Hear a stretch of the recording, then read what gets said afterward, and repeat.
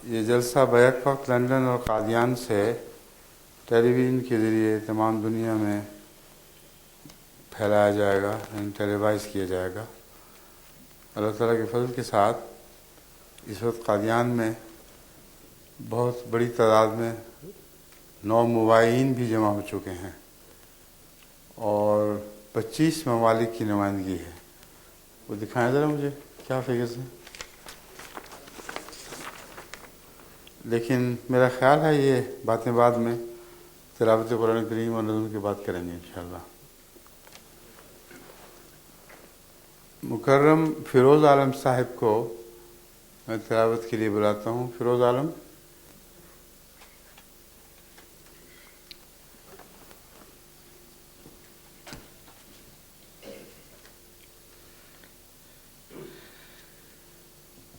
أعوذ بالله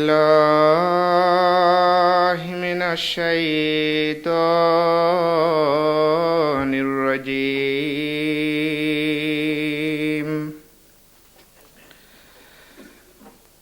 بسم الله الرحمن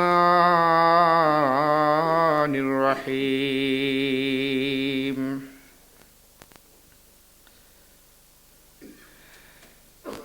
اعلموا أنما الحياة الدنيا لعب ولهو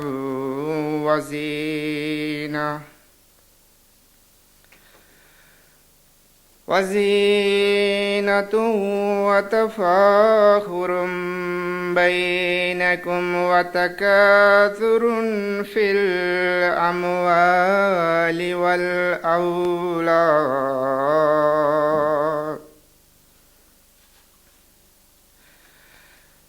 كمثل غيث أعجب الكفار نباته ثم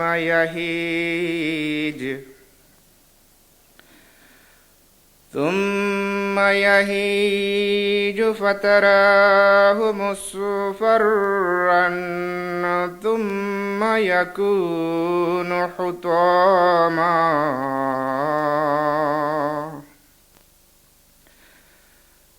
وفي الآخرة عذاب شديد ومغفرة من الله ورضوان. وما الحياة الدنيا إلا متاع الغرور.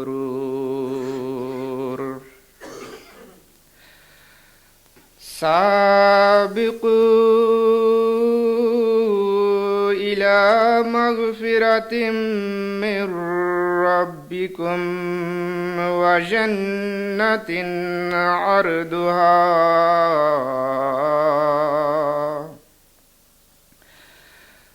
عرضها كعرض السماء والأرض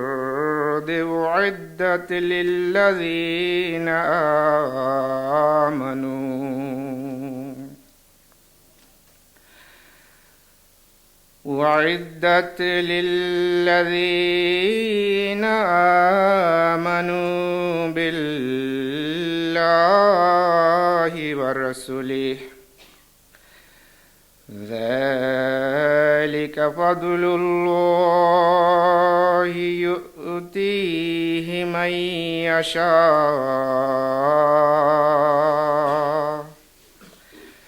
والله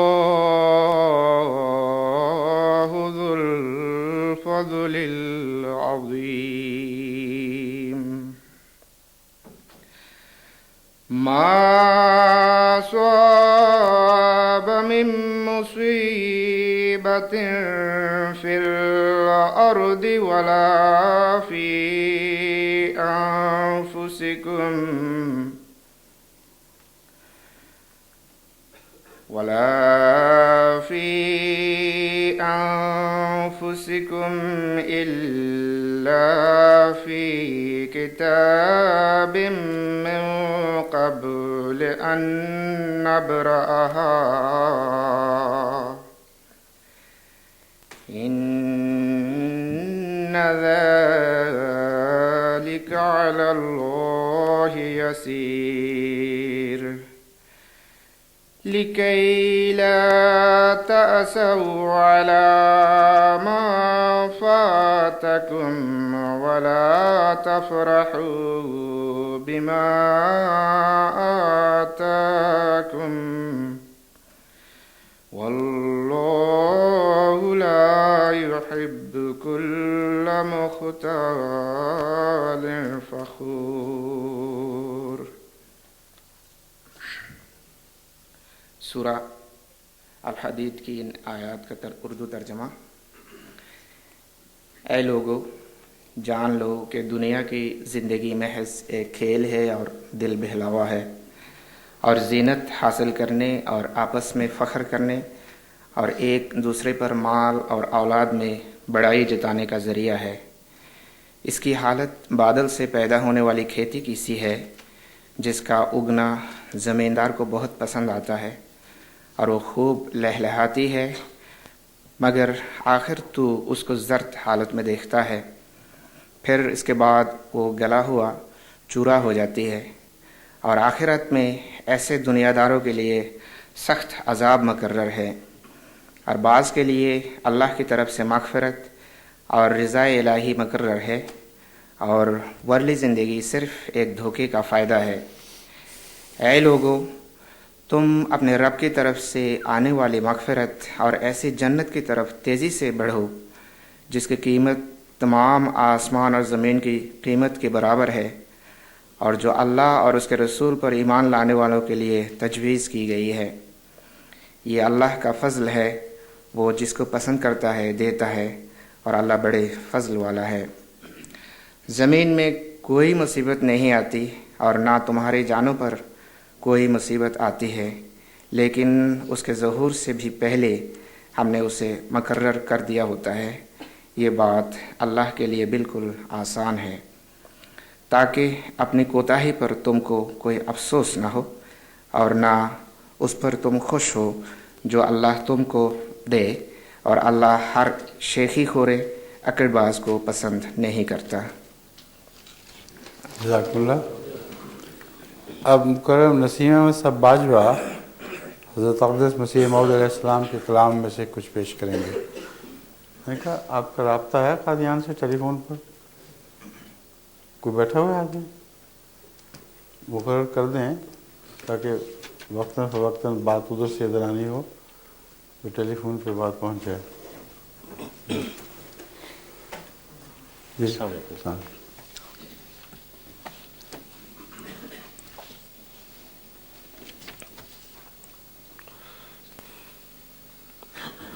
لوگو سنو کہ زندہ خدا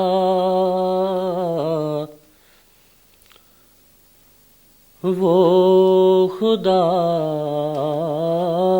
نہیں۔ لوگو سنو کہ زندہ خدا وہ خدا نہیں،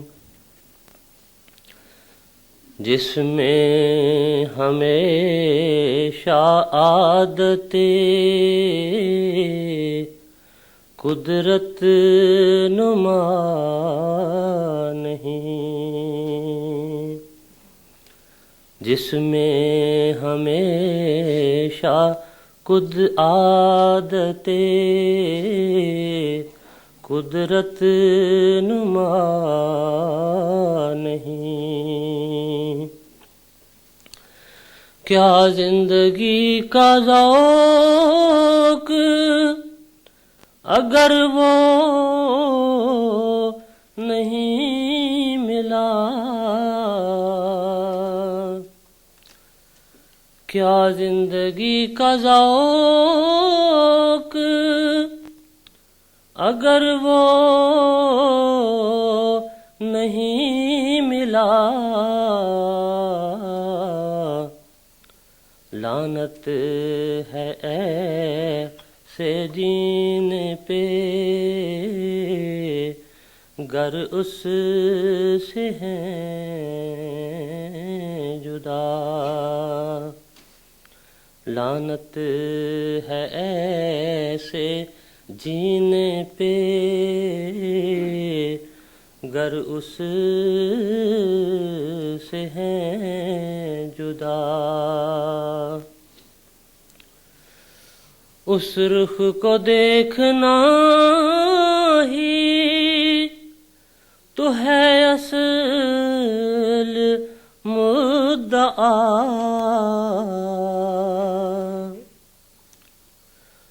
اس رخ کو دیکھنا ہی تو ہے اصل مدعا، جنت بھی ہے یہی کہ مل یار آشنا، جنت بھی ہے یہی کہ مل یار آشنا، جو خاک میں ملے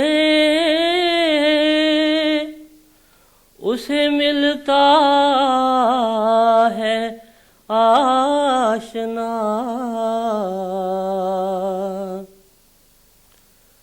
جو خاک میں ملے اسے ملتا ہے آشنا، اے آزمانے والے یہ نسخہ بھی آزما،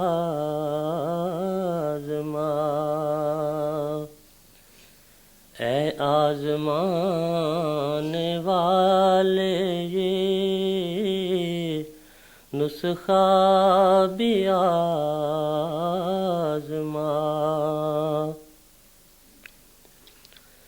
دیکھو خدا نے ایک جہاں کو جھکا دیا،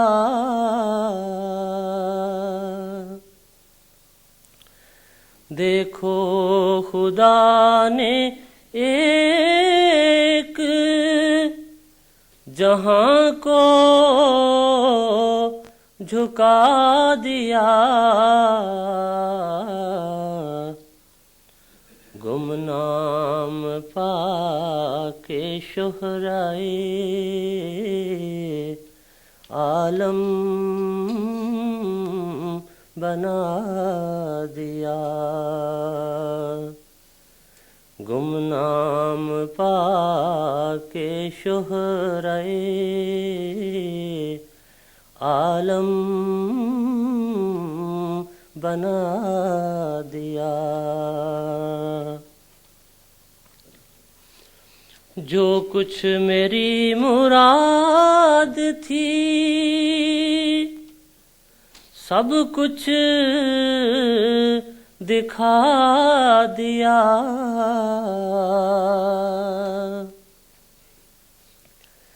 جو کچھ میری مراد تھی سب کچھ دکھا دیا،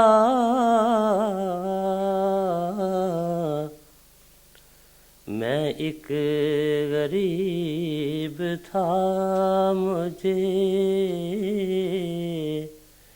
بے انتہا دیا،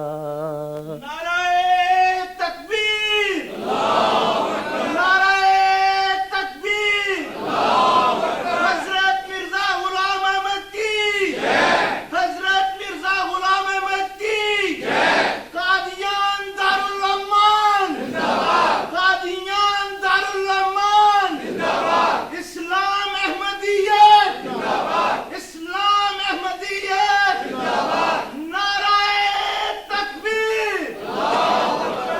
کچھ ایسا فضل حضرت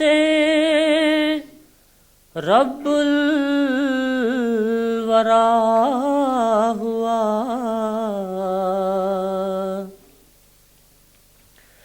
کچھ ایسا فضل کچھ ایسا فضل حضرت رب الورا ہوا، سب دشمنوں کے دیکھ کے اوساں ہوئے خطا، سب دشمنوں کے دیکھ کے اوساں ہوئے خطا، ایک قطرہ اس کے فضل نے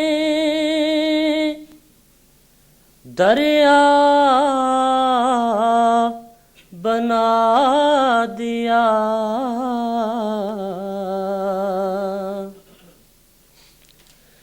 ایک قطرہ اس کے فضل نے دریا بنا دیا،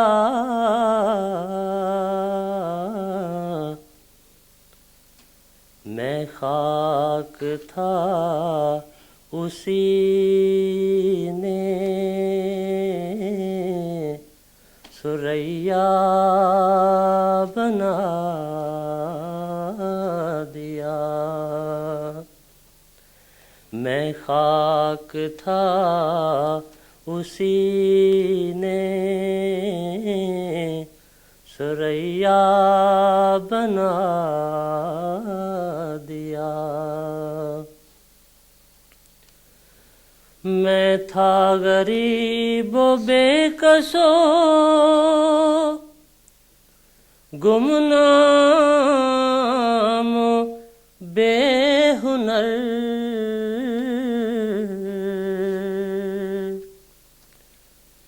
میں تھا غریب و بے کس و گمنام بے ہنر،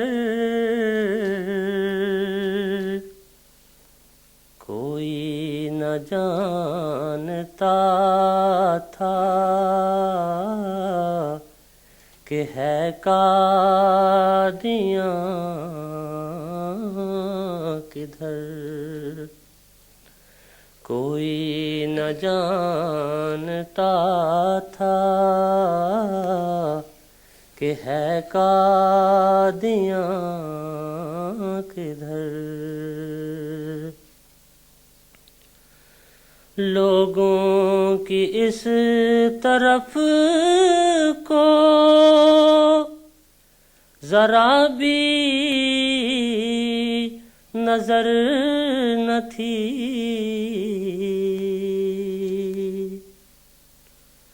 لوگوں کی اس طرف کو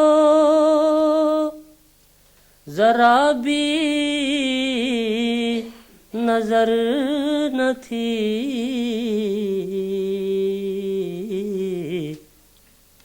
میرے وجود کی بھی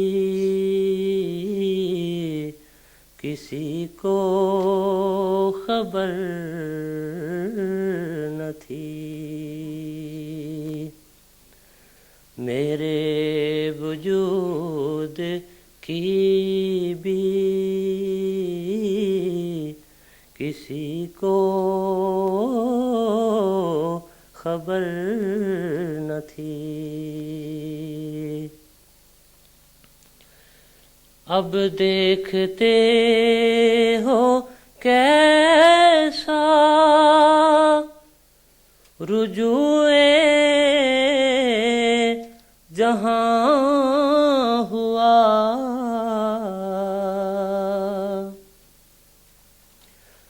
اب دیکھتے ہو کیسا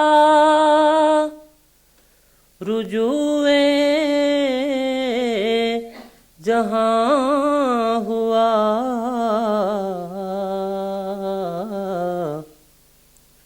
ایک مر جائے خواص یہی قادیاں ہوا۔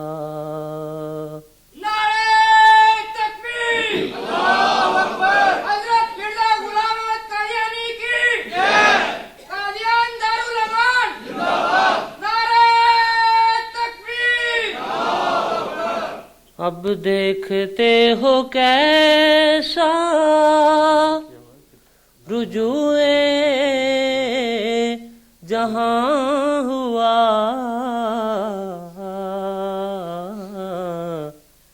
ایک مر جائے خواص یہی قادیاں ہوا۔ لوگو سنو کہ زندہ خدا وہ خدا نہیں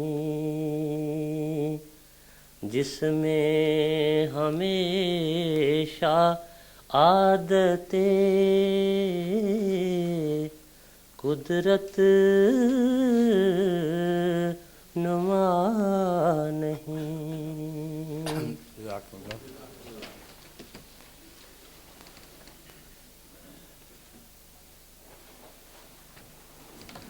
السلام علیکم ورحمۃ اللہ وبرکاتہ۔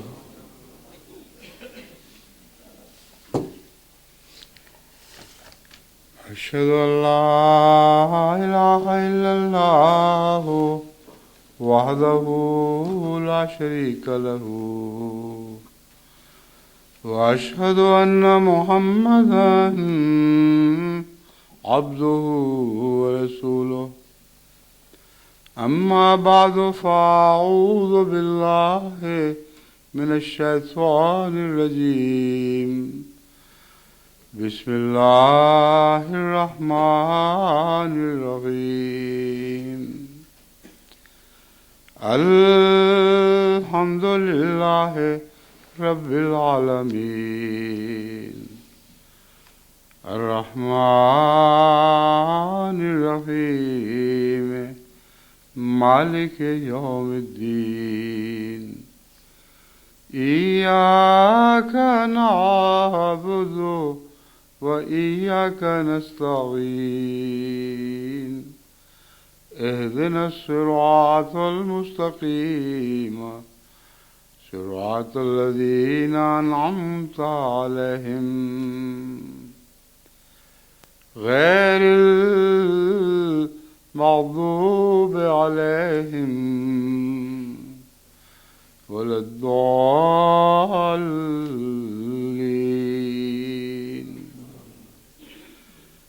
محمد رسول اللہ والذین معه اشداء علی الکفار رحماء بینہم، تراہم رکعا سجدا یبتغون فضلا من اللہ ورضوانا، سیماہم فی وجوہہم من اثر السجود، ذالک مثلہم فی التوراۃ ومثلہم فی الانجیل کزرع اخرج شطہ فآزرہ فاستغلظ فاستوى على سوقه يعجب الزراع ليغيظ بهم الكفار يوجب الضراء ليغيظ بهم الكفار وعد الله الذين آمنوا وعملوا الصالحات منهم مغفرة وأجرا عظيما. سورہ فتح آیت 30. آج کا میرا قادیان کے جلسے سے خطاب دراصل اسی آیت کے مضمون کے تابع ہی ہے. جو میں بات کھولتا چلا جاؤں گا آپ کو اس بات کی سمجھ آتی چلی جائے گی کیسے اس آیت کا اطلاق قادیان کے اس جلسے کی تقریر پر ہوتا ہے. اللہ تعالیٰ کے فضل سے ہندوستان میں ایک غیر معمولی تبلیغ کی رو چل پڑی ہے، وہ جس کا اس سے پہلے ہندوستان کے احمدیوں کے خواب و خیال میں بھی کوئی تصور نہیں تھا. حیرت انگیز تبدیلیاں واقع ہو رہی ہیں جن کے متعلق جیسا کہ میں نے عرض کیا تھا ہندوستان کے احمدیوں کا ہی نہیں دنیا کے احمدیوں کا بھی کوئی خیال پہنچ نہیں سکتا تھا. یہ کسی فکر کی تدبیر نہیں، یہ محض اللہ تعالیٰ کی تدبیر ہے. جن آیات کی تلاوت ابھی میری اس تلاوت سے پہلے ہوئی ہے ان میں اللہ تعالیٰ تعداد کی کثرت کے اوپر فخر کرنے سے منع فرماتا ہے اور فرماتا ہے یہ دنیا کی زندگی کی تعداد جو تمہاری بڑھتی چلی جاتی ہے اس کی تو کچھ بھی حیثیت نہیں. یہ تو ایک کھیتی کی طرح ہے جو اگے گی، نشو و نما پائے گی اور پھر زرد روح ہو جائے گی اور آخر خاک میں مل جائے گی. اسی طرح تمہاری دنیا کی نشو و نما اور ترقیات اور تمہارے افراد کی زیادتی کی کوئی بھی حیثیت نہیں. اس کے ساتھ ہی تعداد کے بڑھنے کا بھی ذکر ہے اور اس پر مومنوں کی خوشی کا اظہار بھی ہے. اس آیت کریمہ کے آخر پر یہی فرمایا گیا ہے کہ خدا کے سچے بندے جب دنیا میں نیکی کی نشو و نما کرتے ہیں، نیکی کو بیج بوتے ہیں اور وہ بیج پھوٹتے ہیں اور پھولتے ہیں اور پھلتے ہیں اور کثرت سے ان سے نیک لوگوں کی جماعت پیدا ہوتی ہے، اس وقت ان کو وہ بہت بھلا دکھائی دیتا ہے. جیسے ایک ذمہ دار اپنی کھیتی کے پھولنے پھلنے پر فخر سے نظر دوڑاتا ہے، وہ بھی دوڑاتے ہیں، لیکن اس کے ساتھ ہی بعض دوسروں کو بہت تکلیف پہنچتی ہے. آگ ببولا ہو جاتے ہیں، جلتے ہیں، جل کے خاکستر ہو جاتے ہیں، لیکن ان کی کچھ پیش نہیں جاتی. ان کی نظروں کے سامنے یہ کھیتی بڑھتی چلی جاتی ہے. بالکل یہی صورتحال ہے جس کا اس وقت ہندوستان پر اطلاق ہو رہا ہے اور دوسرے ایسے ممالک پر ہو رہا ہے جہاں مولویوں نے بہت زور مارا کہ احمدیت کی ترقی کو روک دیں، ہر تدبیر اختیار کی، مگر ہر تدبیر کی ناکامی کو انہوں نے اپنی آنکھوں کے سامنے دیکھ لیا. ایک تقدیر الہی ایسی ہے جس کو وہ نہیں بدل سکے. جماعت پر طرح طرح کی مصیبتیں تو ڈالی گئیں مگر اس کے نتیجے میں جماعت کی ترقی کا رخ پھیر دیں اس کی ان کو توفیق نصیب نہیں ہو سکے، نہ کبھی ہوگی. ہمیشہ سے ایسا ہوتا چلا ہے. اگر وہ کوئی ایسی تدبیر کرتے ہیں جس سے جماعت کو تکلیف پہنچے، کوئی ایسی سازش کرتے ہیں جس کے نتیجے میں معلوم ہوتا ہے کہ بظاہر جماعت احمدیہ کو گہرا دائمی غضن پہنچ جائے گا، ہر وہ تدبیر ان پر الٹتی ہے اور اب تک یہی تقدیر ہے جو رونما ہو رہی ہے. کوئی ایسی تدبیر سوچیں، غور کریں اور دکھائیں مجھے جس کے نتیجے میں بظاہر دشمن کو کامیابی ہوئی ہو لیکن جماعت کی ترقی کا رخ مڑ گیا ہو. ہر تدبیر ان پر الٹی پڑی ہے، ہر کوشش نے ان کی ناکامی کو پہلے سے بڑھا دیا ہے. چند دن بغلیں بجائیں کہ ہم نے یہ کر لیا اور وہ کر لیا، مگر جو کیا اس پر پھر پچھتانے لگے اور ان کو احساس ہو گیا کہ جو کچھ بھی ہم نے کیا تھا اس کے نتیجے میں جماعت اور بھی بڑھ گئی ہے۔ اس لیے ایک تو یہ حقیقت ہے جسے صرف ہندوستان ہی کو نہیں، پاکستان کے احمدیوں کو بھی ہمیشہ پیش نظر رکھنا چاہیے۔ آگ تو جلاتے ہیں اور آگ بھڑک بھی اٹھتی ہے، مگر اس آگ بھڑکنے کا نتیجہ نہیں دیکھ سکتے، صرف اتنا دیکھتے ہیں کہ خود اس آگ میں جل جاتے ہیں اور خود ہی ان کی آنکھیں اس روشنی کے فیض سے محروم رہ جاتی ہیں جو آگ کے نتیجے میں پیدا ہوا کرتی ہے۔ بس ان کا مقدر یہ ہے جسے کوئی تبدیل نہیں کر سکتا۔ ہمارا مقدر وہ ہے جو قرآن نے بیان فرمایا ہے، ہم بڑھیں گے اور پھولیں گے اور پھلیں گے اور ان کی نظروں کے سامنے بڑھتے چلے جائیں گے۔ کوئی نہیں ہے جو اس تقدیر الہی کو الٹ سکے۔ یہی ہوگا، ہمیشہ یہی ہوتا رہا ہے اور انشاءاللہ آئندہ بھی ایسا ہی ہوگا۔ اس وقت قادیان میں جو دوست جمع ہوئے ہیں، اب تک کی آمدہ رپورٹ کے مطابق جو رجسٹریشن ہو چکی ہے اس میں قادیان کے اہالیان کی تعداد کو شامل کر لیا جائے تو 5590 کی تعداد ہے جو اس وقت رجسٹر ہو چکی ہے۔ 25 بیرونی ممالک کے نمائندگان شریک ہو چکے ہیں۔ یہاں جیسے آج کل سردی کی لہر ہے اور باہر سخت سردی ہوائیں چل رہی ہیں اور بارش ہو رہی ہے، اسی وجہ سے لوگوں نے، یعنی لندن کے لوگوں نے اس وقت اپنے گھروں کی پناہ میں ٹیلی ویژن دیکھنے اور ٹیلی ویژن کے ذریعے جلسہ قادیان میں شرکت کا فیصلہ کر لیا ہے۔ اسی طرح ہر جگہ ہندوستان میں بھی اس وقت کوہر آلود ہے، مطلع کوہر آلود ہے۔ اس وقت یہاں 10:30 بجے صبح کے ہیں، صبح کے 10:30، اور ہندوستان کے 4 بجے ہیں شام کے، یعنی روشنی اس وقت جو دن کی روشنی ہے وہ ویسے ہی دھندلا چکی ہوگی، اوپر سے کوہر آلود ہے، لیکن بڑے ذوق و شوق سے لوگ ہمتاً ٹیلی ویژن پر نظریں گاڑے بیٹھے ہیں، اور وہاں سے ابھی اطلاع ملی ہے کہ تصویر بہت صاف آ رہی ہے اور آواز بھی خدا تعالیٰ کے فضل سے بہت صاف ہے۔ قادیان میں جن لوگ اب تک کی رپورٹ کے مطابق جیسا کہ بیان کیا تھا 25 ممالک کو شرکت کی توفیق ملی ہے۔ پاکستان کے علاوہ اور بہت سے ممالک سے، صوبوں سے کثرت کے ساتھ لوگ آئے ہیں۔ بنگال، آندھرا پردیش، کرناٹک، پنجاب، ہماچل پردیش، ان جگہوں سے نومبائن قافلہ در قافلہ شامل ہو رہے ہیں۔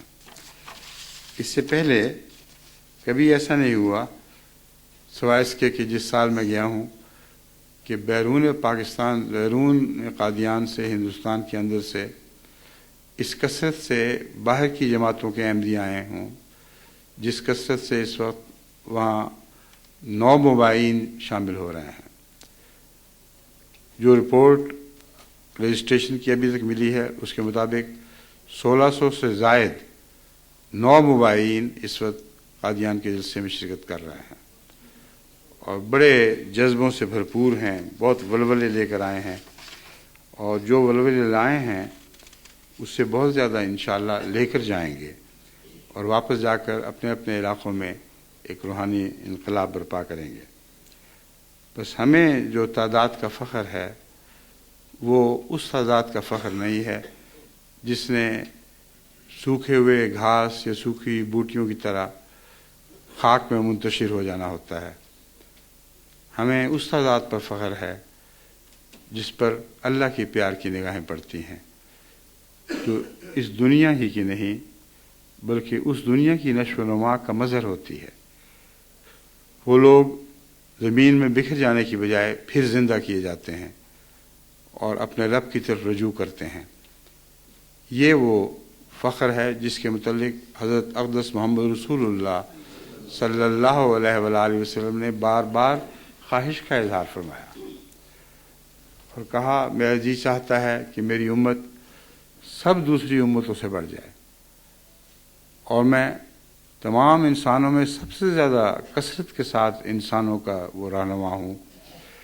جب آپ نے اس خواہش کا اظہار فرمایا تو ہر کس و ناقص کے امام کی خواہش کا اظہار نہیں کیا، ہر کس و ناقص کے امام بننے کی خواہش کا اظہار نہیں فرمایا، بلکہ للمتقین امامہ کی دعا تھی جو آپ کے پیش نظر تھی، وجلی من لدنک سلطانا نصیرہ کی دعا تھی جو آپ کے ساتھ تھی۔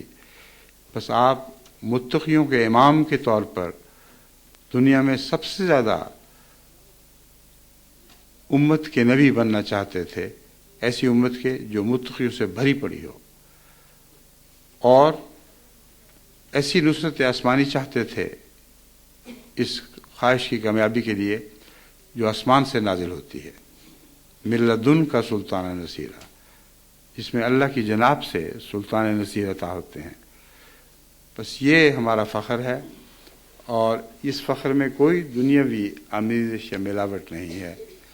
اگر احمدی بڑھیں لیکن عملاً بے دین رہیں، اگر ان کے اندر کوئی روحانی تبدیلی پیدا نہ ہو، تو ہمیں ان کے جماعت میں داخل ہونے پر ہرگز کوئی فخر نہیں ہے۔ اس لیے جہاں تبلیغ کی کوششیں ہیں، وہاں ساتھ ہی تربیت کی کوششیں بھی پہلے سے بہت بڑھ کر ہونی چاہیے۔ یہاں ایک لمبی فہرست ہے کہ کون کون سے ممالک، کون کون سے صوبے دنیا بھر کے اہم ممالک میں کی نمائندگی ہو چکی ہے، اور بھوٹان، سری لنکا، بنگلہ دیش، جرمنی، امریکہ، کینیڈا، سوڈان، ترکی وغیرہ وغیرہ سب کے نمائندے شامل ہیں۔ حضرت مسیح موعود علیہ السلام نے جو ہندوستان کے متعلق خوشخبریاں بیان فرمائی ہیں، معلوم ہوتا ہے اب یہ دور ہے کہ ان کے پورا ہونے کا وقت آیا ہے۔ آپ نے ہندوستان کے میں احمدیت کو بڑی کثرت سے پھولتے پھلتے دیکھا ہے۔ آپ کے علامات ظاہر کرتے ہیں کہ ہندوستان کی جماعت بہت ترقی کرے گی، مگر چند سال پہلے تک اس کا کوئی نشان نہیں ملتا تھا۔ جب بھی میں ہندوستان کی جماعتوں کے متعلق قادیان سے خبر لیتا تھا تو یہ کہا کرتے تھے کہ ملکی اخبار تو ہماری تعداد 3 لاکھ بتاتے ہیں، لیکن ہماری تعداد 70-75 ہزار سے زائد نہیں ہے۔ اور مجھے تعجب کے ساتھ دکھ ہوتا تھا کہ کس طرح بے حسی کے ساتھ یہ اطلاع بھیج رہے ہیں اور خاموش بیٹھے ہوئے ہیں۔ آسمان سے مددگار فرشتے تو اترتے ہیں، مگر انہی لوگوں پر اترا کرتے ہیں جو خود اٹھ کھڑے ہوں۔ ان اللہ لا یغیر ما بقوم حتی یغیروا ما بانفسہم۔ جب تک لوگ اپنے دلوں کی کیفیت نہ بدلیں، اللہ ان کی کیفیت بدلنے کا فیصلہ آسمان پر نہیں کیا کرتا۔ اس تقدیر کو بھلا بیٹھے تھے، چنانچہ جب بار بار کی توجہ دلائی گئی، محض توجہ دلانے کی وجہ سے نہیں بلکہ یوں معلوم ہوتا ہے کہ آسمان سے نصرت کا وقت آ پہنچا تھا۔ یہ سال ایسے سال ہیں جن میں غیر معمولی تبدیلی نے ہونا ہی تھا۔ بس ہمیں اپنے کیے پر فخر نہیں، بلکہ یہ خوشی ہے کہ اللہ کی چلائی ہوئی ہواؤں کے ساتھ ہم بھی چلنے لگے، اللہ کی چلائی ہوئی اڑتی ہوئی ہواؤں کے ساتھ ہم بھی اڑنے لگے، اور اب اللہ تعالیٰ کے فضل سے اس تیزی کے ساتھ وہاں ہندوستان میں تبلیغ بڑھ رہی ہے کہ جیسا کہ میں نے عرض کیا ہے کبھی خواب و خیال میں بھی اس کا تصور نہیں آ سکتا تھا۔ حضرت مسیح موعود علیہ السلام نے جو کچھ ان ترقیات کے متعلق بیان فرمایا، اس میں سے چند اقتباس میں آپ کے سامنے رکھتا ہوں۔ فرماتے ہیں ووسع مکانک، اس پیشگوئی میں صاف فرما دیا کہ وہ دن آتا ہے کہ ملاقات کرنے والوں کا بہت ہجوم ہو جائے گا، یہاں تک کہ ہر ایک کا تجھ سے ملنا مشکل ہو جائے گا۔ اب یہ پیشگوئی اس زمانے میں بھی ضرور بڑی شان سے پوری ہوئی، اور ہم جانتے ہیں کہ کثرت سے قادیان میں لوگوں کا رجوع تھا، لیکن اب 100 سال کے بعد پھر اسی شان سے پوری ہو رہی ہے۔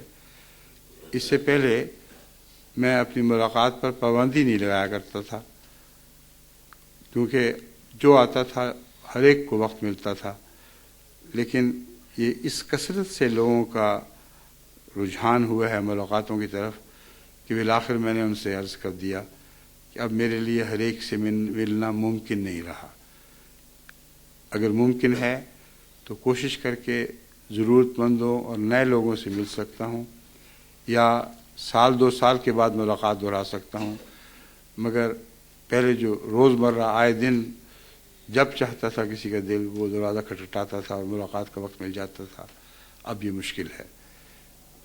اس وقت یہ فیصلہ کرتے وقت میرے ذہن کے کسی گوشے میں بھی نہیں تھا کہ حضرت مسیح موعود علیہ السلام نے اپنی اس کتاب میں جو 1897 میں شائع ہوئی بین ہی یہی بات لکھی تھی.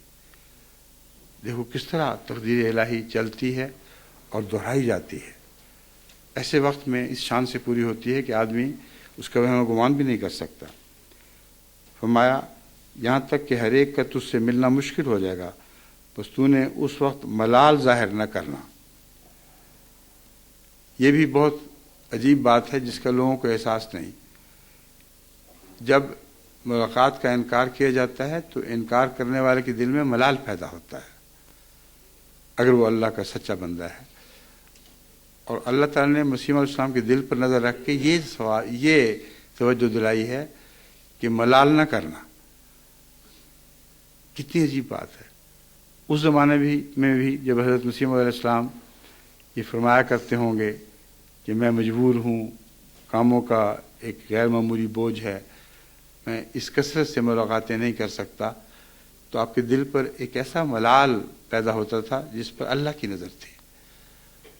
اور الہام میں یا الہام کی تشریح میں اللہ تعالیٰ نے آپ پر یہ ظاہر فرما دیا کہ نہ ملنے پر ملال نہ کرنا یا ملال ظاہر نہ کرنا اور لوگوں کی ملاقات سے تھک نہ جانا. سبحان اللہ، یہ کس شان کی پیشگوئی ہے. یہ مسیح وسلم کے الفاظ ہیں اور آج سے 17 برس پہلے اس وقت بتائی گئی ہے جب میری مجلس میں شاید 2-3 آدمی آتے ہوں گے اور وہ بھی کبھی کبھی. اس سے کیسا علم غیب خدا کا ثابت ہوتا ہے. یہ سراج منیر کتاب میں صفحہ 63 اور 64 پر عبارت درج ہے.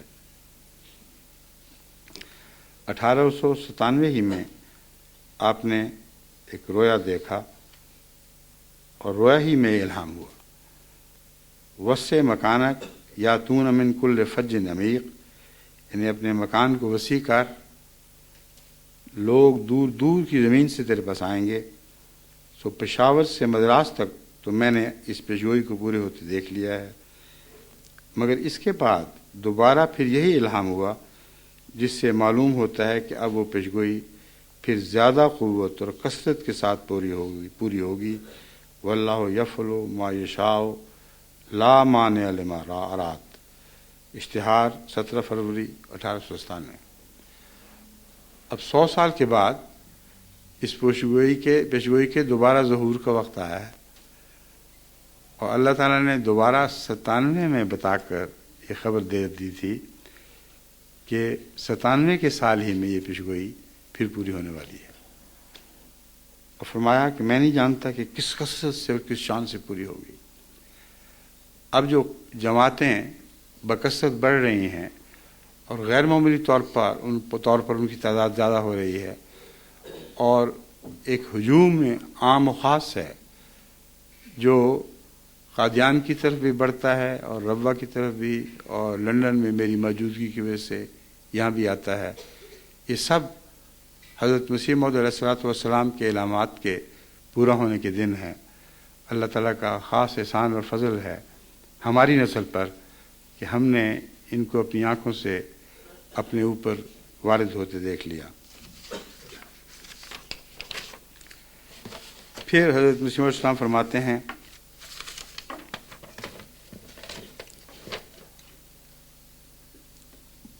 تیرہویں پیشگوئی وہ ہے جو براہین احمدیہ کی صفحہ 241 میں لکھی گئی ہے اور یہ ہے کہ الا ان نصر اللہ قریب یاتی کا من کل فج عمیق یاتون من کل فج عمیق، یعنی خدا کی مدد تجھے دور دور سے پہنچے گی اور لوگ دور دور سے تیرے پاس آئیں گے. چنانچہ ایسا ہی ہوا اور ہمارے مخالف بھی مانتے ہیں کہ ہندوستان کے کناروں تک ہمارے سلسلے کے مددگار موجود ہیں اور پشاور سے لے کر بمبئی مدراس اور کلکتہ تک لوگ دور دور کا سفر اٹھا کر قادیان میں پہنچتے ہیں، اور یہ پیشگوئی 17 سال کی ہے، اور اس وقت لکھی گئی تھی کہ جب اس رجوع خلائق کا نام و نشان تک نہ تھا، جب اس رجوع خلائق کا نام و نشان نہ تھا۔ اب سوچنا چاہیے کہ کیا یہ انسان کا فعل ہے؟ کیا انسان اس بات پر قادر ہے کہ ایسی پوشیدہ اور نہا در نہا باتیں کہ ایک عمر کے بعد ظاہر ہونے والی تھی پہلے سے بتلا دے؟ بس دشمن جو چاہے جتنا چاہے غوغا کرے، دشمن کی کوئی بات بھی پوری ہونے والی نہیں۔ اللہ کی وہ سب باتیں پوری ہونے والی ہیں جو حضرت مسیح موعود علیہ السلام کو 100 سال پہلے بتائی گئی تھیں، اور اللہ کی وہ سب باتیں آج ہماری آنکھوں کے سامنے پوری ہو رہی ہیں۔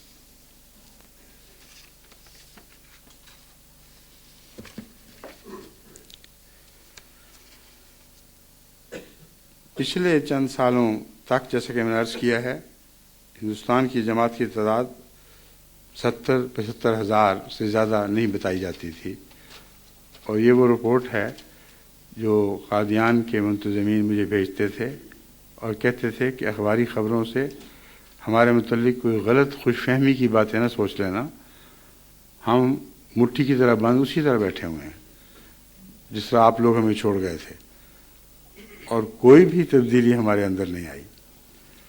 اور یہ لکھتے ہوئے وہ سمجھتے تھے کہ بہت ہی مجھے اہم تلقین و نصائح کر رہے ہیں کہ آپ بعض دفعہ غلطی سے کہہ دیتے ہیں بڑی ترقی ہو رہی ہے، ترقی ورقی کچھ نہیں ہو رہی، ہم اسی طرح بند مٹھیاں ہیں۔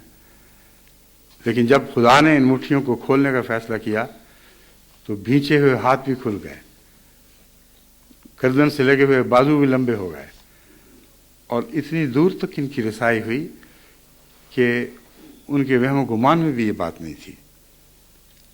ہندوستان میں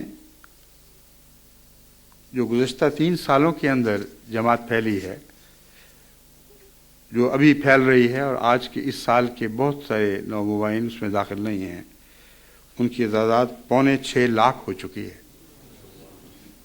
اب سوچیں کہاں 75,000 کی رٹ جو ختم ہونے میں نہیں آیا کرتی تھی، کہاں 5.25 لاکھ سے آگے بڑھ چکی ہے۔ اور ایسے صوبے ہیں جہاں نام کا احمدی ملتا تھا، اور اسی سال وہاں 50,000 سے زائد بیعتیں ہو چکی ہیں، جن کے متعلق آدمی سوچ بھی نہیں سکتا تھا۔ اور اس کے نتیجے میں جلن تو نہیں مگر ایک رقص سا پیدا ایسا ہوا کہ مرکزی نمائندگان اور ناظران نے مجھے لکھا کہ معلوم ہوتا ہے ان باتوں میں مبالغہ ہے، اس لیے تحقیق ہونی چاہیے۔ مبالغہ تو نہیں تھا مگر کچھ کمی تھی۔ جب میں نے تحقیق کروائی تو بہت محنت کے ساتھ، بہت احتیاط کے ساتھ تحقیق کی گئی تو معلوم ہوا کہ جتنا پہلے خیال تھا کہ اتنے ہیں اس سے زیادہ نکلے۔ اور اس علاقے کے امیر صاحب نے مجھے اطلاع دی کہ یہ وہ تحقیق ہے جس میں خود گاؤں گاؤں پھرا ہوں، لوگوں سے مل کر ان سے پوچھا ہے، ان علاقوں میں گیا ہوں جہاں شدید مخالفتیں ہوئی ہیں، اور تمام 9 مبائن پوری طرح ثابت قدمی کے ساتھ جماعت احمدیہ میں شامل ہیں، ایک بھی ایسا نہیں جس نے مخالفت پر انکار کیا ہوا ہو، اور اللہ کے فضل سے وہ آگے بڑھ رہے ہیں۔ وہ کہتے ہیں کہ مخالفت بھی ایسی ہو رہی ہے کہ بعض جگہ شدید حملے کیے جا رہے ہیں، خونریزیوں کے دعوے کیے جا رہے ہیں۔ اس لیے میں یقین سے آپ کو بتاتا ہوں، خدا واحد و یگانہ کی قسم کھا کر کہتا ہوں کہ ہماری رپورٹوں میں ایک ذرہ بھی مبالغہ نہیں، لیکن بڑھتی ہوئی احمدیت کے نتیجے میں جو غیظ و غضب پیدا ہو رہا ہے، اس کے نتیجے میں جماعتوں کے لیے خطرات پیدا ہوئے ہیں۔ یہ دعا کریں کہ اگر شہادت کی ضرورت ہو تو میں پہلا شہید ہوں، میں ہرگز باز نہیں آؤں گا پھرنے سے، نہ میرے ساتھی اس سے خوف کریں گے۔ اور جہاں ہم گئے ہیں وہ نومبائن کہتے ہیں کہ ہمارا خوف دل سے مٹا دیں، ہم نے وہ نعمت پالی ہے جس کو اب دنیا کی کوئی طاقت ہم سے چھین نہیں سکتی۔ یہ وہ ضلع ہیں یا وہ علاقے ہیں جن کے متعلق شروع پارٹیشن سے لے کر اب تک چند گنتی کے آدمیوں کی خبر آیا کرتی تھی۔ جب وہاں ایک علاقے میں مسجد بنانے کا سوال پیدا ہوا تو قادیان نے کے منتظمین نے یہ کہہ کر مخالفت کی کہ وہاں تو 2-4 احمدی ہیں، اتنی بڑی مسجد وہاں کیوں بنا رہے ہیں؟ تحقیق پر پتہ چلا کہ 10-12 ہزار احمدی ہو چکے ہیں اور ان کو کانوں کان خبر نہیں ہوئی، اور وہ سارے ثابت قدم تھے۔ بس حالات بہت تیزی سے بدل رہے ہیں، اور میں امید رکھتا ہوں کہ انشاءاللہ تعالی قادیان میں یہ جو رو چل پڑی ہے اب یہ رکے گی نہیں۔ اگرچہ اس کو روکنے کی بہت کوششیں کی گئی ہیں اور آئندہ کی جائیں گی۔ جس طرح اس وقت قادیان میں دنیا میں جگہ جگہ سے احمدی پہنچ رہے ہیں اور حضرت مسیح موعود علیہ السلام کے علامات کو پورا کر رہے ہیں، اس کے مقابل پر غیروں نے بھی ہندوستان کی طرف ہجوم کر دیا ہے۔ وہ علماء جن کو یہاں آ کر بڑے مارا کرتے تھے کہ ہم یہاں آ گئے ہیں ہندوستان سے، اب احمدیت کا نفوذ انگلستان میں بھی ختم کر دیں گے اور باہر کی دنیا میں بھی ختم کر دیں گے، ان کے گھر کی یہ حالت ہوئی کہ ہزاروں سے لاکھوں سے کئی لاکھ اور احمدی ہونے لگے، اور وہ گھبرا کر بے چین ہو کر واپس بھاگے ہیں، اور بجائے انگلستان کی طرف رجوع کرنے کے اب تمام دنیا میں اپیلیں کر رہے ہیں، دعائیاں دے رہے ہیں کہ آؤ اور ہمیں بچاؤ۔ چنانچہ جو گزشتہ عرصے میں ان کے جلسے ہو چکے ہیں ان میں دنیا کے بڑے بڑے ممالک کے رہنما شامل ہوئے ہیں، سعودی عرب کے نمائندے ہیں، مصر کے نمائندے ہیں، پاکستان کے، بنگلہ دیش کے، انڈونیشیا کے، ملائیشیا کے، دنیا کے بہت بڑے بڑے ممالک کے نمائندے ان میں شامل ہوئے، اور یہ فیصلہ کیا کہ ہندوستان کو کچھ ہو گیا ہے، کثرت سے احمدیت پھیل رہی ہے، اور اس فیصلے میں ان کے مانگنے کے ہاتھ بھی آگے بڑھے کہ کچھ پیسے بھی دو تاکہ ہم پیسے کے زور سے ان کا مقابلہ کریں۔ پیسے بھی ان کی جھولی میں ڈالے گئے، لیکن کوئی تدبیر کارگر نہیں ہوئی، الٹی پڑ گئیں سب تدبیریں، کچھ نہ دوا نے کام کیا۔ دیکھا اس بیماری دل نے آخر کام تمام کیا، ان کے سینوں میں جو بدبختی کی بیماری لگی ہوئی تھی وہ ان کا کام تمام کر رہی ہے، اور کچھ بھی پیش نہیں جا رہی، جماعت کی ترقی کی راہ میں وہ روک نہیں ڈال سکے۔ ابھی ایک کانفرنس ہوئی تھی، اس میں 50,000 ہندوستان کے میں جماعت کے مخالفین جمع ہوئے، اور اس کے علاوہ باہر کی دنیا سے بھی، جیسا کہ میں نے بیان کیا ہوا ہے، کثرت سے لوگ آئے۔ لیکن پہلے اجلاس کے بعد جو دوسرے اجلاس میں ان کے ارادے تھے کہ اب ہم یہ تقریریں کر کے اس طرح ملک بھر میں آگ لگائیں گے اور احمدیت کے گھروں کو جلانے کا اعلان کریں گے، اس میں ایسی آندھی آئی، اتنی بارش ہوئی کہ جس طرح ایک آگ پہلے بھی بجھائی گئی تھی، یعنی حضرت ابراہیم علیہ السلام کے وقت میں، اس بھڑکنے والی آگ کو خدا نے وہیں ٹھنڈا کر دیا۔ اس طرح لوگ سرپٹ بھاگے ہیں جلسہ چھوڑ کے کہ جلسے میں کچھ بھی ان لوگوں کا نام و نشان باقی نہ رہا۔ بس تقدیر الہی جب ہمارے ساتھ ہو اور ان کی اپنی شیطانی تدبیریں ان کے ساتھ ہوں تو وہ تقدیر الہی کا مقابلہ کیسے کر سکتی ہیں؟ مزقہم کل ممزق، ان کی ہماری دعائیں آپ ہندوستان میں آج پورا ہوتے دیکھ رہے ہیں اور آئندہ بھی پورا ہوتے دیکھیں گے۔ حضرت مسیح موعود علیہ السلام فرماتے ہیں، اگر تم اس قدر خدمت بجا لاؤ کہ اپنی غیر منقولہ جائیدادوں کو اس راہ میں بیچ دو، پھر بھی ادب سے دور ہوگا کہ تم خیال کرو کہ ہم نے کوئی خدمت کی ہے۔ اس عبارت پر غور کریں، اپنی غیر منقولہ جائیدادوں کو اس راہ میں بیچ دو۔ حضرت مسیح موعود علیہ السلام یہ نہیں فرما رہا ہے کہ اپنی جائیدادیں جن پر تمہارا انحصار ہے ان کو ختم کر دو، فرمایا وہ جائیدادیں جو غیر منقولہ ہیں ان ہاں الٹ بات ہے، منقولہ جائیدادیں نہیں، غیر منقولہ جائیدادیں بھی بیچ دو، یعنی اپنے رزق کے ذریعے اپنے ہاتھوں سے ختم کر ڈالو۔ جن جائیدادوں کے نتیجے میں منقولہ جائیداد بنائی جاتی ہے ان کے متعلق فرما رہے ہیں غیر منقولہ جائیدادوں کو بھی اس راہ میں بیچ دو، پھر بھی ادب سے دور ہوگا کہ تم خیال کرو کہ ہم نے کوئی خدمت کی ہے۔ تمہیں معلوم نہیں کہ اس وقت رحمت الہی اس دین کی تائید میں جوش میں ہے اور اس کے فرشتے دلوں پر نازل ہو رہے ہیں، اور ہر ایک عقل اور فہم کی بات جو تمہارے دل میں ہے وہ تمہاری طرف سے نہیں بلکہ خدا کی طرف سے ہے۔ ہر ایک عقل اور فہم کی بات جو تمہارے دل میں ہے وہ تمہاری طرف سے نہیں بلکہ خدا کی طرف سے ہے۔ آسمان سے عجیب سلسلہ انوار جاری اور نازل ہو رہا ہے۔ بس میں بار بار کہتا ہوں کہ خدمت میں جان توڑ کر کوشش کرو، مگر دل میں مت لاؤ کہ ہم نے کچھ کیا ہے۔ اگر تم ایسا کرو گے تو ہلاک ہو جاؤ گے، یعنی جو کچھ کیا ہے اسے اپنی طرف منسوب کرو گے تو ہلاک ہو جاؤ گے۔ یہ تمام خیالات ادب سے دور ہیں، اور جس قدر بے ادب جلد تر ہلاک ہو جاتا ہے ایسا جلد کوئی اور ہلاک نہیں ہوتا۔ بس ان محنتوں اور کوششوں کو دلوں میں جو عجیب و غریب خیال اترتے ہیں جن کے نتیجے میں اللہ تعالیٰ حیرت انگیز اسکیمیں دنیا میں جاری فرماتا ہے، حضرت مسیح موعود علیہ السلام نے اس وقت متنبع فرما دیا تھا کہ اس کو اپنی طرف منسوب نہ کرنا، یقین کرنا کہ یہ اللہ کی طرف سے نازل ہونے والے خیالات ہیں اور اسی کی تقدیر کے نتیجے میں نازل ہو رہے ہیں جس نے تمہارا دنیا میں پھیلنا مقدر کر رکھا ہے۔ جب وہ دن آتے ہیں تو ضرور آسمان سے اس تقدیر الہی کی تائید میں خیالات نازل ہوتے ہیں جو بندے کے اپنے دل و دماغ کی باتیں نہیں ہوتی۔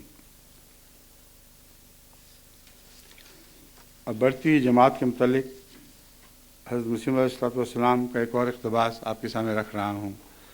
اگر کوئی شخص ہماری جماعت سے نفرت کرتا ہے تو کرے، لیکن اسے کم از کم غیرت اسلام کے تقاضا سے اور اسلام کی موجودہ حالت کے لحاظ سے یہ بھی تو ضرور ہے کہ وہ کسی ایسی جماعت کو تلاش کرے اور اس کا پتہ دے جو حجج اور براہین اور خدا تعالیٰ کی تیتا نشانات اور روشن آیات سے کسر صلیب کر رہی ہو۔ جتنی دنیا میں مسلمان جماعتوں کے نام پر کارروائی ہو رہی ہے وہ کسر صلیب نہیں ہو رہی، ایک جگہ بھی وہ کسر صلیب نہیں کر رہے، ساری دنیا میں نہ کر سکتے ہیں کیونکہ صلیب کے تو مددگار ہیں، ان کے اپنے عقائد نے مسیح کو آسمان پر چڑھا رکھا ہے، کیسے ممکن ہے کہ وہ کسر صلیب کریں؟ اس لیے حضرت مسیح علیہ السلام ایک ایسی نشانی بتاتے ہیں جس میں جماعت احمدیہ یکتا ہے اور کوئی دنیا کی جماعت اس میں شامل نہیں ہو سکتی۔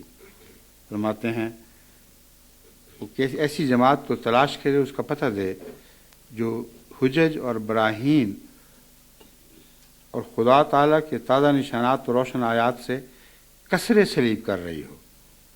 مگر میں دعویٰ سے کہتا ہوں کہ خواہ و شرقاً غرباً شمالاً جنوباً کہیں بھی چلے جاؤ اس جماعت کا پتہ بجوز میرے نہیں ملے گا، یعنی جہاں بھی ملے گا مسیح موعود علیہ السلام کے حوالے سے ملے گا۔ اب یہ ایک ایسی حقیقت ہے جس کا دنیا میں انکار ممکن ہی نہیں ہے۔ جب غیر بھی ذکر کرتے ہیں، جب عیسائی بھی بات کرتے ہیں کہ صلیب کو خطرہ ہے تو جماعت احمدیہ کا نام لیتے ہیں، اور علماء نے بھی، ان کے علماء نے بھی جب صلیب ٹوٹنے کی بات کی ہے تو حضرت مسیح موعود کے حوالے سے وہ بات کی ہے، ورنہ ان کے اختیار ہی میں نہیں کہ یہ صلیب کو توڑ سکیں۔ اس لیے کہ خدا تعالیٰ نے اس غرض کے واسطے مجھے ہی مبعوث کر کے بھیجا ہے۔ میرے دعویٰ کو سن کر نری بدظنی اور لگامی سے کام نہ لو، بلکہ تمہیں چاہیے کہ اس پر غور کرو اور منہاج نبوت کے معیار پر اس کی صداقت کو آزماؤ۔ انسان ایک پیسے کا برتن لیتا ہے تو اس کی بھی دیکھ بھال کرتا ہے۔ اس زمانے میں تو پیسے کا برتن نہیں آ سکتا، اس زمانے میں پیسے میں بھی برتن ملا کرتے تھے، اور خریدنے والا ان کو بھی ٹھوک بجا کے دیکھتا تھا کہ آواز ٹھیک ہے کہ نہیں۔ تو مسیح موعود علیہ السلام فرماتے ہیں پیسے کا برتن لیتے ہو، اسے خوب ٹھوک بجا کے دیکھتے ہو، اور میں جو برتن دے رہا ہوں جس میں آسمانی خزائن آئیں گے وہ مفت تقسیم کر رہا ہوں، اور تم دیکھتے ہی نہیں کہ یہ ہے کیا چیز۔ ٹھوک بجا کر یہ نہیں دیکھتے کہ یہ سچے کا برتن ہے یا نہیں، اور بدظنی سے کام لیتے ہو۔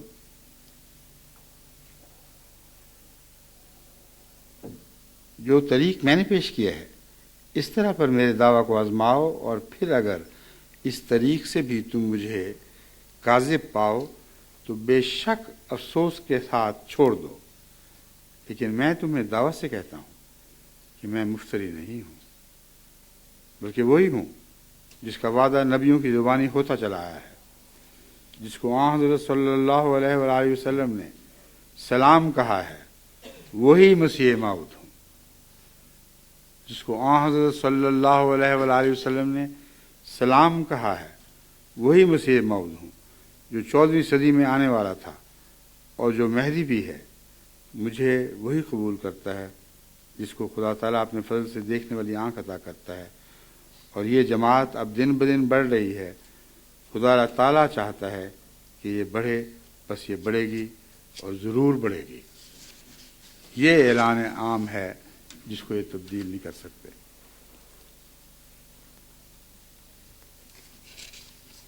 مولویوں نے جیسا کہ میں عرض کیا تھا اپنی طرف سے مخالفت کی حد کر دی، اس راہ کے پتھر بننے کی کوشش کی۔ ایک اسد مدنی صاحب ہیں جو صدر جمعیت العلماء ہند کہلاتے ہیں، اور وہی ہیں جو لندن کے پھیرے کیا مارا کرتے تھے، کچھ پیسے اکٹھے کرنے، کچھ تعلیق کرنے کے لیے کہ ہم نے ہندوستان میں ہر جگہ جماعت احمدیہ کا پھیلاؤ بند کر دیا ہے۔ اب وہ چیخ چیخ کر ساری دنیا کو اپنی مدد کے لیے بلا رہے ہیں۔ کہاں یہ کہ دنیا کی مدد کے لیے پہنچا کرتے تھے، اب وطن چھوڑنے کی توفیق ہی نہیں مل رہی۔ ساری دنیا کو چیخ چیخ کر اپنی طرف بلا رہے ہیں۔ قطر، سیریا، جارڈن، ترکی، انڈونیشیا، ملائیشیا، بحرین اور سعودی عرب، اور اس کے علاوہ اور بہت سے ممالک کے نمائندوں کو انہوں نے اپنے ہاں آنے کی دعوت دی کہ خدا کے لیے کچھ کرو، اور مسلمانوں کو پیغام بھیجو کہ جماعت احمدیہ ان کے لیے خطرناک ہے۔ ان کی ساری کوششیں بیکار گئیں۔ جلسے کا حال میں بیان کر چکا ہوں۔ ایک اور قصہ یہ ہے کہ ان کے اپنے بھائی ہیں اسجد، ان کا تو نام ہے نا اسد مدنی، ان کے ایک بھائی ہیں اسجد مدنی۔ ہندوستان میں بار بار یہ مشہور ہوتا تھا کہ ان کی جمعیت جو ہے یہ بددیانت ہے اور پیسے کھا جاتی ہے۔ جمعیت العلماء ہند کے نام پر جو بھی تحریکیں چلتی ہیں یہ بار بار اس لیے ختم ہو جاتی ہیں کہ یہ لوگ ہی گندے ہیں۔ تو اسد مدنی صاحب کو خیال پیدا ہوا کہ اس تاثر کو توڑنے کے لیے میں گھر میں سے کسی کو مقرر کروں، اور انہوں نے اپنے گھر میں سے اپنے بھائی اسجد مدنی کو اس انجمن کا سیکریٹری بنا دیا۔ اس پر کیا حال ہوا ہے وہ میں ہندوستان کے ایک اخبار کے حوالے سے آپ کے سامنے بیان کر دوں گا۔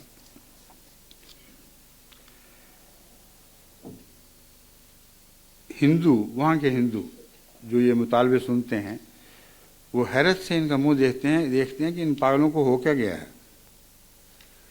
ایک صاحب ممتاز جرنلسٹ دھرم پال گپت شلب یا جو کچھ نام ہے، جرنلسٹ دھرم پال گپتا یا گپت موجود ہیں ہندوستان، اس وقت زندہ ہیں۔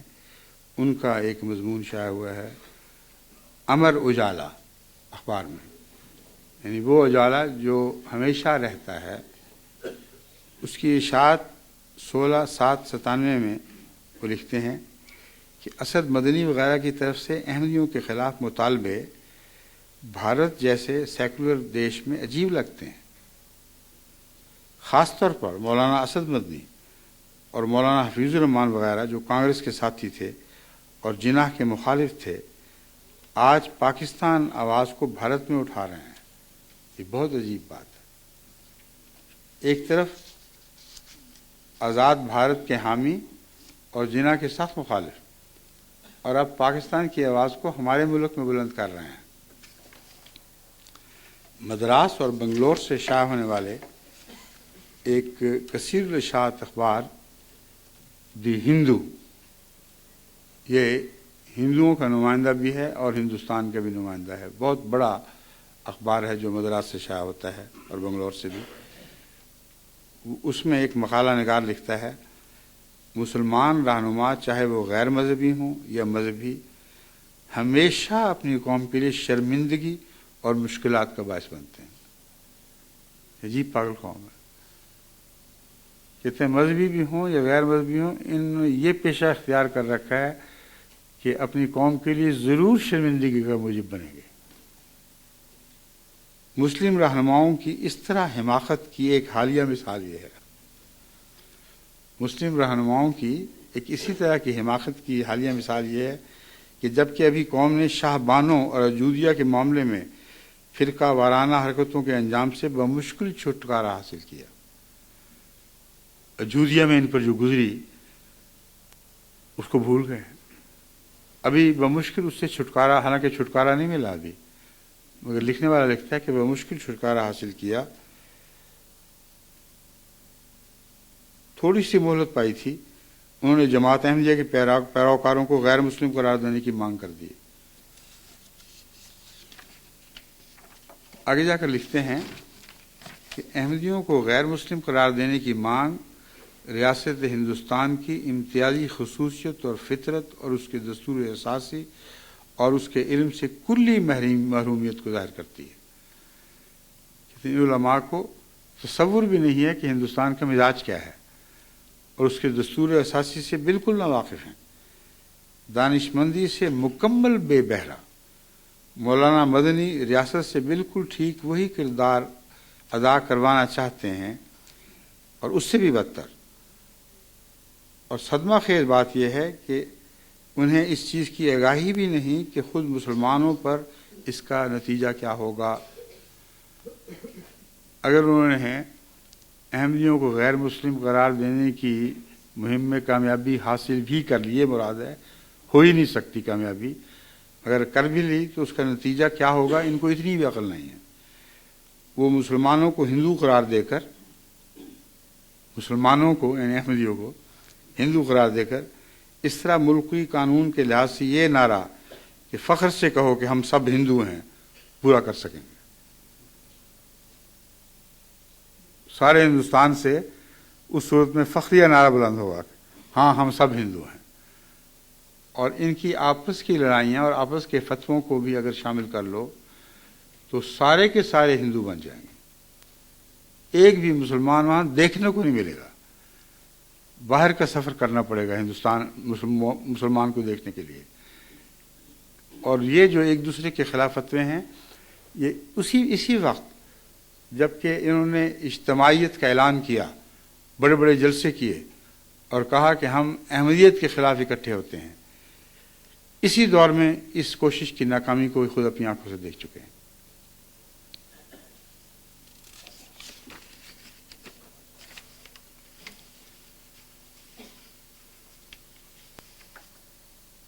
کہتے ہیں کہ آخری نقطہ یہ ہے کہ مولانا نے مدنی صاحب نے درخواست کی تائید اس مدعا پر کی ہے کہ پاکستان پہلے ہی احمدیوں کو غیر مسلم قرار دے چکا ہے۔ پاکستان کے دستور کی دہائی دے کر ہندوستان میں اس پر عمل پیرا ہونے کا مطالبہ، کہتے ہیں دیکھو کیا عقل کی بات ہے، کیسی دماغ کی خرابی ہے کہ ہندوستان سے شامل، ہندوستان میں شامل، ہندوستان کی سربلندی کا دعویٰ کرنے والے اب یہاں تک پہنچ گئے ہیں کہ کہ پاکستان کے حوالے دے کر ہندوستان کو کہہ رہے ہیں کہ تم بھی پاکستان بننے کی کوشش کرو، تو سارا ہندوستان ان کی بے عقلی کی دہائی دے رہا ہے۔ اب ان صاحب نے جیسا کہ میں نے بیان کیا تھا اپنے بھائی کو جمعیت العلماء اسلام کا سیکرٹری بنا دیا۔ ان کا نام اسجد مدنی ہے، اور بنایا اس غرض سے، جیسا کہ اخبار میں لکھا ہوا ہے، کسی ہندو ہی کی تحریر ہے، وہ کہتے ہیں اس غرض سے انہوں نے بنایا تھا کہ کسی طریقے پر سارے ہندوستان میں ہماری ایکا کی دھاک بیٹھ جائے کہ ہم ایک ہیں اور ہمارے درمیان کوئی پھوٹ نہیں ہے، گھر کی باتیں گھر ہی میں رہیں گی۔ اور اس کے ساتھ ہی محمود مدنی اپنے بیٹے کو ان پر نافذ کرنے کے لیے اسی دفتر میں ان پر مقرر کر دیا، یعنی اپنے بھائی کو سیکرٹری تو بنایا لیکن اعتماد نہیں تھا، اور اپنے بیٹے محمود کو ان پر لگا دیا۔ تھوڑے عرصے کے بعد اسجد مدنی صاحب استعفیٰ دے کر گھر جا بیٹھے، اور انہوں نے استعفے میں کہا ہے کہ میں تم سے اور تمہارے بیٹے کے ساتھ چل ہی نہیں سکتا، سنبھالو اپنی مجلس، میں اسے چھٹی کرتا ہوں۔ جو تدبیر کرتے ہیں ان پر الٹ پڑتی ہے۔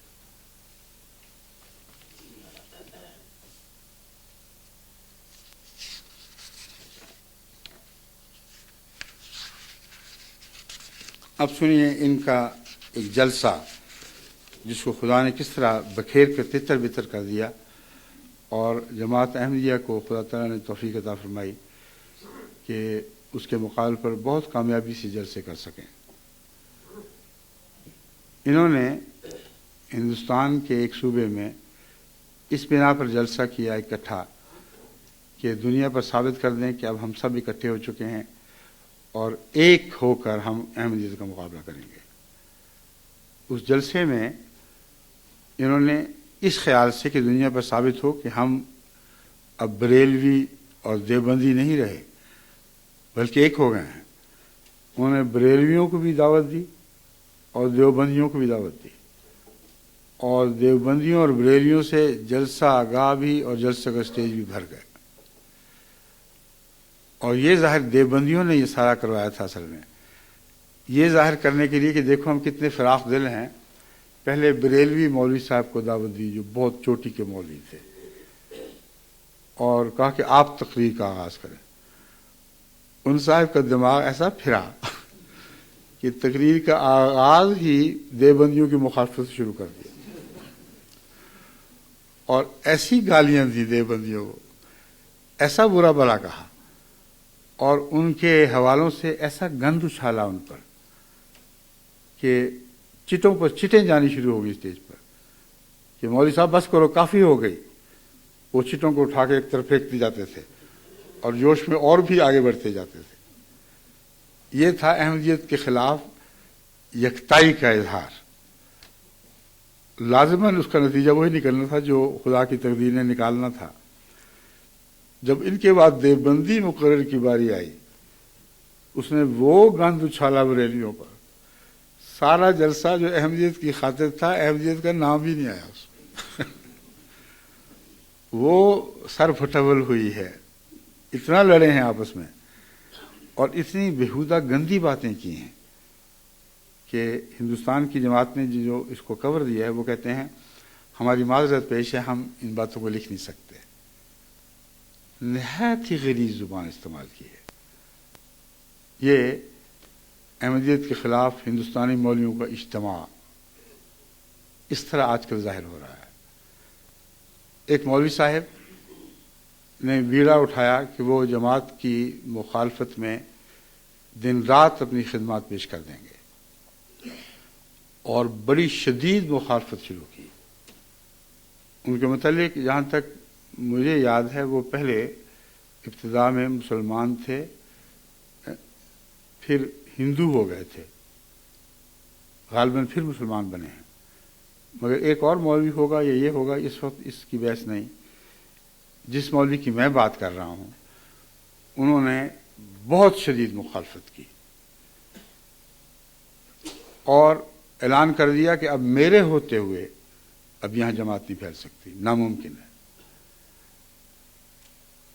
ان پر کیا بیپتا ٹوٹی کہ ایک دن انہوں نے خودکشی کر لی،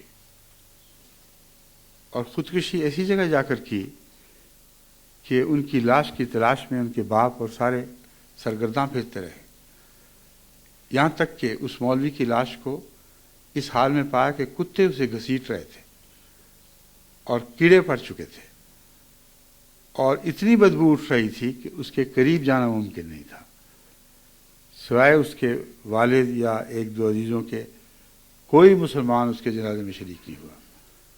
یہ ان کی احمدیت کی مخالفت کا حال ہے، کس طرح اللہ کی تقدیر آسمان سے ان پر غضب کی بجلیاں برسا رہی ہے، ان کو دیکھنے کی توفیق نہیں مل رہی۔ ایک اور مولوی صاحب کا یہ حال تھا کہ بڑھتی ہوئی احمدیت کو دیکھ کر انہوں نے اعلان کیا کہ اب میں احمدیت کو علاقے میں مٹاؤں گا، ہو نہیں سکتا کہ میرے ہوتے ہوئے اب احمدیت اس علاقے میں پھیلے۔ اور وہ ہندوستان کے ایک مشہور مولوی ہیں، ان کا نام لینا اس لیے مناسب نہیں کہ جو حرکت انہوں نے کی اس میں ان پر پردہ ہی ڈالا جائے تو اچھا ہے، لیکن ہندوستان کے اخباروں نے ان کی تصویریں شائع کی ہیں۔ وہ مولوی صاحب جو احمدیت کو مٹانے کے درپے تھے اور حضرت مسیح موعود علیہ الصلوۃ والسلام کے متعلق انتہائی گند اچھال رہے تھے، انہوں نے اپنے سے قرآن پڑھنے والے ایک لڑکے سے وہ حرکت کی کہ اس کے نتیجے میں ان کی تصویروں سے ہندوستان کے اخبار سیاہ ہو گئے۔ میں نے کہا یہ بدبخت مولوی یہ اسلام کی خدمت کرتے ہیں؟ چنانچہ اپنے اور غیر سب ان کو چھوڑ کر بھاگ گئے، اور اب وہ خدا جانے کس جگہ منہ چھپائے پھرتا ہے۔ بس اللہ تعالیٰ کی تقدیر ہماری مدد پر آسمان سے اتر رہی ہے۔ دنیا میں کہیں بھی ایسا نہیں ہو رہا کہ جماعت کی مخالفت میں کوئی شخص بدتمیزی میں حد سے آگے بڑھ جائے اور اللہ تعالیٰ اس کو ایسے حال میں موت دے کہ وہ کامیابی کی موت قرار دی جا سکے۔ ان میں سے ہر ایک مردار کی زندگی بسر کر رہا ہے، یعنی عمل ان کی روحیں مردار ہیں اور خالی جسم میں بیٹھی ہوئی ہیں، ان میں گندگی کے سوا کچھ بھی نہیں۔ جب تک یہ لوگ جماعت کے خلاف ابھر کر نہیں نکلے اس وقت اللہ تعالیٰ نے ان کو اپنی پردہ پوشی میں سمیٹے رکھا، لیکن اب خدا کی پردہ پوشی اٹھائی جا رہی ہے، اور جب خدا کسی کی پردہ پوشی نہ کرنے کا فیصلہ کر لے تو پھر دنیا کا کوئی پردہ اس کے منحوس چہرے کو چھپا نہیں سکتا۔ بس ہندوستان کے احمدیوں کو میں بتا رہا ہوں کہ اے قادیان والو، تم مخالفتوں سے نہ گھبراؤ، مخالفتوں نے کبھی بھی جماعت کو نقصان نہیں پہنچایا۔ اور میں پاکستان کے احمدیوں کو بھی مخاطب کر کے کہتا ہوں کہ یہ خیال مت کریں کہ کوئی ایسی تبدیلی آئے گی جس کے نتیجے میں جماعت احمدیہ رک جائے گی، یا جماعت پر کوئی ایسی وبا توڑی جائے گی جس کا نتیجہ بالکل برعکس نہ نکلے۔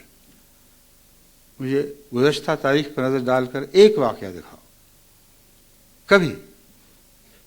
کبھی بھی ایسا ہوا ہو کہ دشمن نے یہ سمجھا ہو کہ ہم نے اپنی مراد پا لی، اور پھر اسی پائی ہوئی مراد سے ان کی نامرادی پھوٹی ہے۔ اور جو ذرائع انہوں نے اختیار کیے تھے یہ ثابت کرنے کے لیے کہ احمدیت کو مٹانے میں ہم کامیاب ہو گئے، یہ وہ تدبیر کامیاب ہو گئی جس کے نتیجے میں احمدیت مٹے گی، دہائیاں دیتے رہے، چھاتیاں پیٹتے رہے کہ وائے وہ وقت جب ہم نے یہ تدبیر اختیار کی تھی۔ اسی تدبیر سے جماعت احمدیہ کی کامیابی کی روشنی پھوٹی ہے۔ یہ وہ تقدیر الہی ہے جس کو دنیا کی کوئی طاقت بدل نہیں سکتی۔ اسی کے متعلق میں نے اعلان کیا تھا ایک خطبے میں کہ اگر تیرا بھی کچھ نہیں ہے بدل دے جو میں کہتا ہوں کہ عزت مجھ کو اور تجھ کو ملامت آنے والی ہے۔ بس وقتی کامیابیوں پر خوش نہ ہو، ایسی کامیابیاں پہلے بھی تمہیں نصیب ہوتے رہی ہیں، اور ان کے نتیجے میں وقتی طور پر تمہیں بغلیں بجانے کا موقع بھی ملتا رہا ہے، لیکن بالآخر ہمیشہ نامرادی کی سیاہی تمہارے چہروں پر ملی گئی ہے، اور کچھ نہیں تو میرے یہاں آنے کا معاملہ بھی غور پہ زیر نظر لاؤ. کس طرح تم لوگوں نے ضیاء الحق کی حمایت کی تھی، وہ ڈکٹیٹر جو مطلق ڈکٹیٹر تھا. نواز شریف صاحب کو تو اسمبلی کی اکثریت کی حمایت حاصل ہے، اس میں کوئی شک نہیں. اللہ ان کو عقل دے اور وہ گزرے ہوئے واقعات سے نصیحت پکڑیں، مگر ان کی طاقت کا ضیاء الحق کی طاقت کے مقابلے میں کوئی بھی حال نہیں، کوئی حیثیت نہیں. ایک مطلق العنان حاکم جابر اور نہایت ہی ظالم انسان اس وقت پاکستان پہ مسلط تھا. عدلیہ اس کے نام سے کامتی تھی، ایڈمنسٹریشن اس کے سامنے ہاتھ جوڑے باندیوں کی طرح کھڑی تھی، فوج اس کی غلامی میں تھی، وہ خود فوج کا سربراہ تھا. یہ تمام طاقتیں کبھی بھی اس طرح اہمیت کے خلاف اکٹھی نہیں ہوئیں جیسے اس کے دور میں ہوئی ہیں. اور بڑے بڑے بلند بانگ دعوی اس وقت بھی ان کے ایک وزیر نے کیے تھے، جس کو اب پھر دوبارہ قدرت ملی ہوئی ہے، یعنی ظاہری طور پر قدرت ملی ہے. اس کے باوجود، اس انتہائی طاقت کے باوجود اس کی ساری مرادیں ناکام گئی. میں جو پاکستان سے نکلا ہوں تو بہت مولویوں نے شور مچایا کہ یہ نکل کیسے گیا. حالانکہ ان کا ارادہ تھا کہ پاکستان میں رکھ کر میرے ساتھ وہ سلوک کریں جس کے نتیجے میں مولوی اپنی آنکھوں کو ٹھنڈا ہوتے دیکھ لیں. لیکن اچانک ہاتھ سے ایسا نکلا ہوں اور بغیر دھوکے کے، بغیر بھیس بدلے، اپنی اسی حالت میں کہ مولوی سر پیٹتے پیچھے رہ گئے. اور دن بہ دن وہ اس بات کا اظہار کر رہے ہیں اور اپنی مجالس میں یہ کہہ رہے ہیں کہ وہ ہم سے غلطی ہوئی ہے، جس کو باہر نکلنے دیا. اب ایک ہی طریقہ ہے کہ انٹرپول کے ذریعے واپس بلایا جائے. اتنے پاگل ہیں یہ سمجھتے ہیں تمام دنیا کے لوگ بھی پاگل ہو گئے ہیں، انٹرپول کے ذریعے مجھے واپس وہاں بلایا جائے. جو اب ان کے ہاتھ سے بات نکل گئی وہ نکل گئی.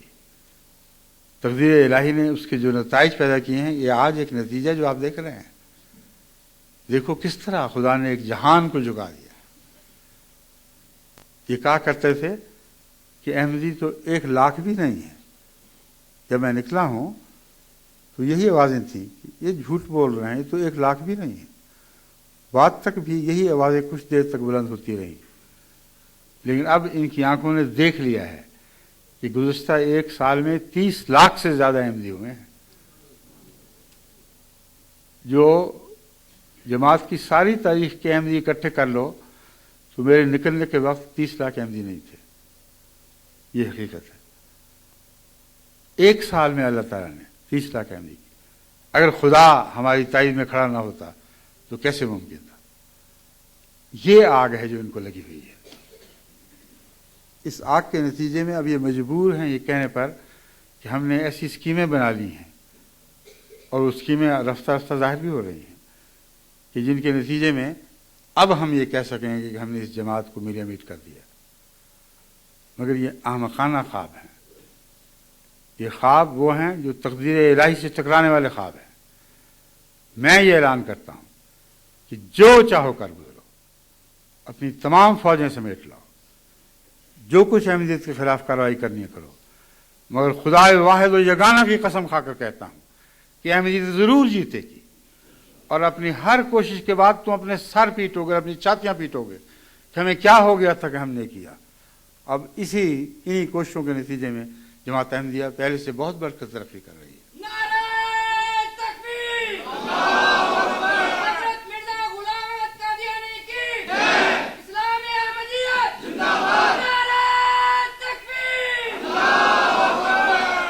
بس اب ہندوستان کے احمدیوں کو اس بات سے سبق لینا چاہیے. وہاں جو مخالفت بڑھ رہی ہے اس کو ان کی کوئی پرواہ نہیں ہونی چاہیے. بعض ایسی مخالفتیں بھی ہیں جو صرف مسلمانوں ہی کی طرف سے نہیں، بعض علاقے کے ہندوؤں کی طرف سے بھی مخالفت ہو رہی ہے. اس لیے ان علاقوں کی جہاں مخالفت ہو رہی ہے پاکستان سے کوئی تفریق نہیں کی جا سکتی. اس مخالفت کی بنیادی وجہ وہی ہے جو ان آیات کریمہ میں بیان ہوئی ہے جن کی میں نے تلاوت کی تھی. لِیَغِیظَ بِهِمُ الْکُفَّارَ، تمہارے بڑھنے سے ان کے سینوں کی آگ بڑھے گی. ان کے مذہب کا کوئی نام رکھ دو، ہندو ہوں یا عیسائی ہوں یا یہودی ہوں یا اور کچھ ہوں، جب بھی تم بڑھو گے ان کے سینے کی آگ اور بھڑک اٹھے گی. یہ تقدیر ہے جس نے بہرحال پورا ہونا ہے، جو خدا تعالیٰ نے جماعت احمدیہ کے مستقبل کے حوالے سے قرآن کریم میں بیان فرمائی ہے. کیونکہ فرمایا کہ یہ وہ باتیں ہیں جو پہلے مسیح کی زبان سے جاری ہوئی تھی، انجیل میں لکھی ہوئی. اور چونکہ رسول اللہ صلی اللہ علیہ وآلہ وسلم کی پیشگوئیوں کے مطابق مسیح نے دوبارہ نازل ہونا تھا، بس لازم تھا کہ وہ مسلمانوں کی ترقی کی باتیں جو مسیح نے انجیل میں بیان کی ہیں وہ بین ہی اس دور میں پوری ہوں جب مسلمانوں کا مسیح یعنی محمد رسول اللہ کا مسیح دنیا میں اترنا تھا. بس یہ وہی وقت ہے. یہ میرے منہ کی باتیں نہیں ہیں، یہ قرآن کا کلام ہے جو بڑی شان و شوکت سے ہماری آنکھوں کے سامنے پورا ہو رہا ہے. بس مخالفت سے نہیں گھبرانا.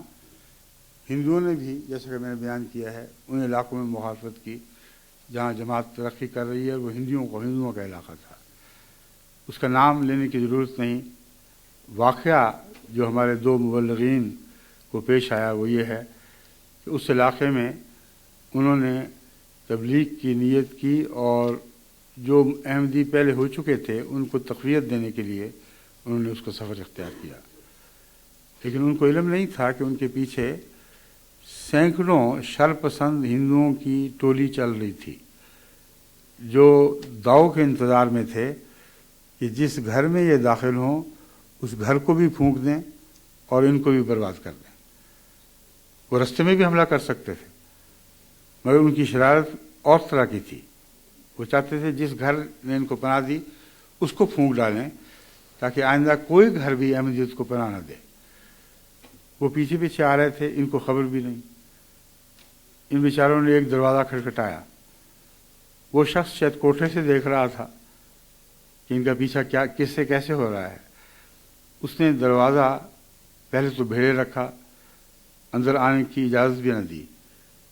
اس نے کہا آپ کو پتہ نہیں کہ آپ کے پیچھے کون لگا ہوا ہے؟ لیکن معلوم ہوتا ہے شریف انسان تھا. اس نے آخر ان کو اندر آنے دیا. مگر جب ان دو احمدیوں پر یہ بات ظاہر ہو گئی کہ ان کی وجہ سے اس بیچارے کو خطرہ ہے تو انہوں نے خود اجازت لی اور کہا باہر نکلتے ہیں، ہمارا معاملہ اللہ کے سپرد. چنانچہ یہ دو اکیلے نہتے احمدی باہر نکلے ہیں اور دیکھا کہ سارے گھر کا گھیرا پڑ چکا تھا اور مسلح مخالفین آگ لگانے کے سامان لیے ہوئے طرح طرح کے ہتھیاروں سے لیس حملہ کے لیے بکھرے ہوئے تھے. ادھر یہ باہر نکلے ہیں، ادھر ایک سنسناہٹ سی اٹھی ہے سارے ماحول میں. اب وقت ہے، اب حملہ کر دو. اچانک پولیس کی کاریں وہاں پہنچ گئیں جو 40 کلومیٹر سے چلی ہوئی عین اس وقت وہاں پہنچی ہیں جب یہ منظر حملے کے لیے تیار تھا. اور اچانک انہوں نے لاؤڈ اسپیکروں پہ ان کو وارننگ دی کہ خبردار اگر ایک خفیف سی حرکت بھی تم نے ان لوگوں کے خلاف کی تو ہم تمہیں گولیوں سے بھون دیں گے. وہ سارے تتر بتر ہو گئے، ان کا نام و نشان باقی نہیں رہا. اس طرح اللہ تعالیٰ آسمان سے اپنی حمایتیں نازل فرما رہا ہے. اور اگر خدا کی تقدیر یہ چاہتی ہے کہ کچھ شہید ہوں تو جنہوں نے شہید ہونے وہ تیار بیٹھے ہیں. وہ مسلمان احمدی جو ہندوؤں میں سے ہوئے تھے ان کی خبر لینے کے لیے جب لوگ پہنچے ہیں تو انہوں نے کہا ہماری فکر نہ کرو، ہم تو اسلام میں جان دینے کے لیے تیار بیٹھے ہیں. ہم نے جو کچھ پایا ہے اس نعمت کا احساس ہے ہمیں، اس نعمت نے ہمیں دوبارہ زندہ کر دیا ہے. وہ صوبہ جس میں اس سے پہلے ایک بھی احمدی نہیں تھا، اب وہاں 6000 سے زیادہ احمدی ہو چکے ہیں اور ان میں سے ہر ایک عزم پختہ رکھتا ہے کہ اس راہ میں جان بھی جائے تو جانے دیں، ہمیں اس کی کوئی پرواہ نہیں۔ مولویوں نے یہ سمجھا کہ ہم جو پروپیگنڈا کرتے ہیں یہ سچا ہے اور پیسے کی خاطر یہ لوگ احمدی ہو رہے ہیں، چنانچہ مانگے ہوئے پیسوں کی تھیلیاں بھر کر یہ ان کے پاس پہنچے۔ ایک گاؤں جو پورے کا پورا احمدی ہو چکا تھا، وہاں پہنچ کر انہوں نے تھیلیاں پیش کی اور کہا کہ تم دوبارہ غیر احمدی ہو جاؤ، جو چاہو بنو، ہمیں اس سے کوئی غرض نہیں، احمدیت سے توبہ کر لو تو تمہارے ہاں ہم ایک خوبصورت مسجد بنائیں گے، اور اس پر 1,00,000 روپے کی یہ تھیلی ہے جو ہم پیش کر رہے ہیں۔ اب بتاؤ تمہیں کیا ضرورت ہے احمدیوں کی مدد سے مسجدیں بنانے کی؟ وہ تو اتنی ہماری مدد نہیں دے سکتے۔ انہوں نے باتیں سنی اور کہا کہ دیکھو اپنی تھیلیاں اٹھاؤ اور گاؤں سے ہمیشہ کے لیے دفع ہو جاؤ، اور آئندہ کبھی ہماری طرف رخ نہ کرنا، ورنہ ہم تم سے برا سلوک کریں گے۔ اس وقت ہم شرافت کے ساتھ تمہیں متنبہ کر رہے ہیں کہ اپنے پیسوں کی تھیلیاں اٹھاؤ اور بھاگ جاؤ۔ ہمیں جو نعمت ملی ہے وہ دنیا کی نعمت نہیں ہے، اس نعمت نے تو ہمیں دوبارہ زندہ کر دیا ہے۔ ہمیں جو اللہ تعالیٰ کے احسانات ہم پر اترتے، ہم نے اللہ تعالیٰ کے جو احسانات اپنے پر اترتے دیکھے ہیں، جو ہمارے دلوں کی کیفیتیں بدل رہی ہیں۔ تم نے ہمیشہ ہم پر حکومت کی اور ہمیشہ ہمیں کچھ بھی نہ دیا۔ آتے تھے تو پیسے بٹورنے کے لیے آیا کرتے تھے، لیکن اگر تم پیسے بانٹنے کے لیے بھی آتے تو ہمیں اس سے کوئی فائدہ نہ تھا، ہم اور بھی زیادہ دنیا کے کیڑے ہو جاتے۔ لیکن یہ جو لوگ آئے ہیں یہ خدا کی راہ میں پیسے مانگ رہے ہیں اور ہم دے رہے ہیں، اور ہم دیتے چلے جائیں گے، یہاں تک کہ اپنی مسجدیں ہم خود بنائیں گے اور ہمیں کسی بیرونی پیسے کی کوئی ضرورت نہیں ہے۔ یہ انقلاب کب انسان کے بس کی بات تھی؟ یہ انقلابات ہیں جو اللہ تعالیٰ کے فضل سے ہندوستان میں رونما ہو رہے ہیں۔ حضرت مسیح موعود علیہ السلام کا اقتباس پڑھ کر میں اب اس تقریر کو ختم کرتا ہوں۔ بہت سے واقعات ماجد صاحب نے بڑی محنت سے تیار کیے ہیں، مگر اب وقت ختم ہو رہا ہے اور ابتدائی تقریر چھوٹی ہوا کرتی ہے، لمبی 2-2 گھنٹے کی تقریریں ابتدا میں نہیں ہوا کرتی۔ بس آج ابتدائی تقریر ہے، افتتاحی تقریر۔ اس پہلو سے میں حضرت مسیح موعود علیہ السلام کے اس اقتباس کے بعد اس خطاب کو ختم کر دوں گا، اور یہ اقتباس پاکستان کے احمدیوں کے لیے بھی ہے، ہندوستان کے احمدیوں کے لیے بھی ہے، دنیا جہان میں ہر جگہ ان احمدیوں کے لیے ہے جن کو خدا تعالیٰ نے برکت دی، اور اس برکت کے نتیجے میں انہوں نے مخالفتوں کی آگ کو اپنے اوپر بھڑکتے دیکھا۔ ان کا کیا انجام ہوگا، یہ ہے حضرت مسیح موعود کے الفاظ میں جو میں آپ کے سامنے رکھتا ہوں۔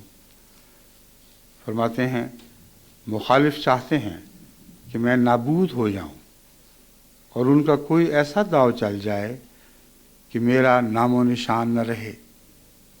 یہ ہے جو آج کے پاکستان کا فیصلہ ہے، یہ ہے جو ہندوستان کے مولویوں کا فیصلہ ہے، اور جگہ جگہ اسی قسم کے ارادے لے کر مخالفتوں کے بگولے اٹھ رہے ہیں۔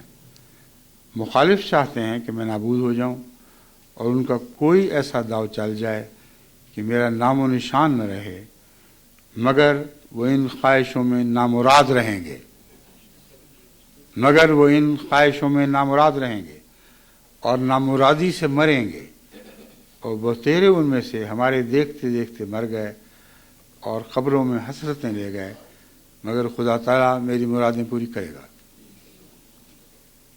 یہ نادان نہیں جانتے کہ جب میں اپنی طرف سے نہیں بلکہ خدا کی طرف سے اس جنگ میں مشغول ہوں، اس جنگ میں مشغول ہوں، تو میں کیوں ضائع ہونے لگا، اور کون ہے جو مجھے نقصان پہنچا سکے۔ یہ بھی ظاہر ہے کہ جب کوئی کسی کا ہو جاتا ہے تو اس کو بھی اس کا ہونا ہی پڑتا ہے۔ کیسی پیاری بات۔ یہی وہ بات ہے جو میں بار بار جماعت کو جس کی طرف توجہ دلا رہا ہوں کہ اس وقت اللہ کے ہو جانے کا وقت ہے. کوئی دنیا کی تدبیریں آپ کے کام نہیں آ سکتی. بڑے بڑے دانشور جن کا پیشہ ہی دانشوری بن چکا ہے، وہ مجھے لکھتے ہیں کہ یہ تدبیر کریں اور وہ تدبیر کریں اور اس طرح ان کی کوششوں کو مٹائیں ورنہ پتہ نہیں کیا ہو جائے گا. ان کو میں بتاتا ہوں کہ یہ ایک ہی تدبیر ہے، اس کے سوا کوئی تدبیر کام نہیں آ سکتی. ہر تدبیر ناکام اور نامراد ہوگی، مگر یہ تدبیر یہ بھی ظاہر ہے کہ جب کوئی کسی کا ہو جاتا ہے تو اس کو بھی اس کا ہونا ہی پڑتا ہے. اللہ تعالیٰ کی تائید کو کیسے پیارے رنگ میں بیان فرمایا. کوئی اللہ کے پاس چارہ ہی کوئی نہیں سوائے اس کے کہ ان کا ہو جائے جو اس کے ہو چکے ہیں. انسان بھی یہی کرتا ہے، یعنی اکثر شریف النفس انسان یہی کیا کرتے ہیں. اللہ کے لیے ایک مجبوری کی حالت پیش کرنا ایک بہت ہی اچھوتا خیال ہے. فرمایا تم اس کے ہو کے تو دیکھو، اسے تمہارا ہونا پڑے گا. یہ ہو نہیں سکتا کہ وہ اپنوں کو چھوڑ دے.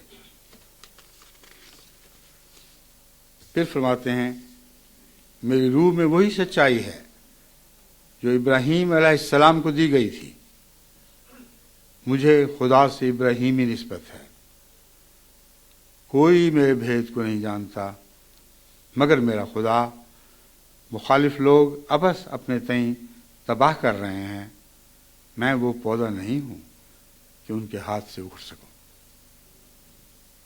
یہ وہی پودا ہے جس کا ذکر ان آیات کریمہ کے آخر پر تھا جو میں نے آپ کے سامنے پڑھ کے تلاوت کی تھی. بین ہی ان آیات کا تمام تر مضمون آج کی اس افتتاحی تقریر سے تعلق رکھتا ہے. فرماتے ہیں مخالف لوگ ابس اپنے تئیں تباہ کر رہے ہیں. میں وہ پودا نہیں ہوں کہ ان کے ہاتھ سے اکھڑ سکوں. اگر ان کے پہلے اور ان کے پچھلے اور ان کے زندے اور ان کے مردے تمام جمع ہو جائیں اور میرے مارنے کے لیے دعائیں کریں تو میرا خدا ان تمام دعاؤں کو لعنت کی شکل پر بنا کر ان کے منہ پر دے مارے گا.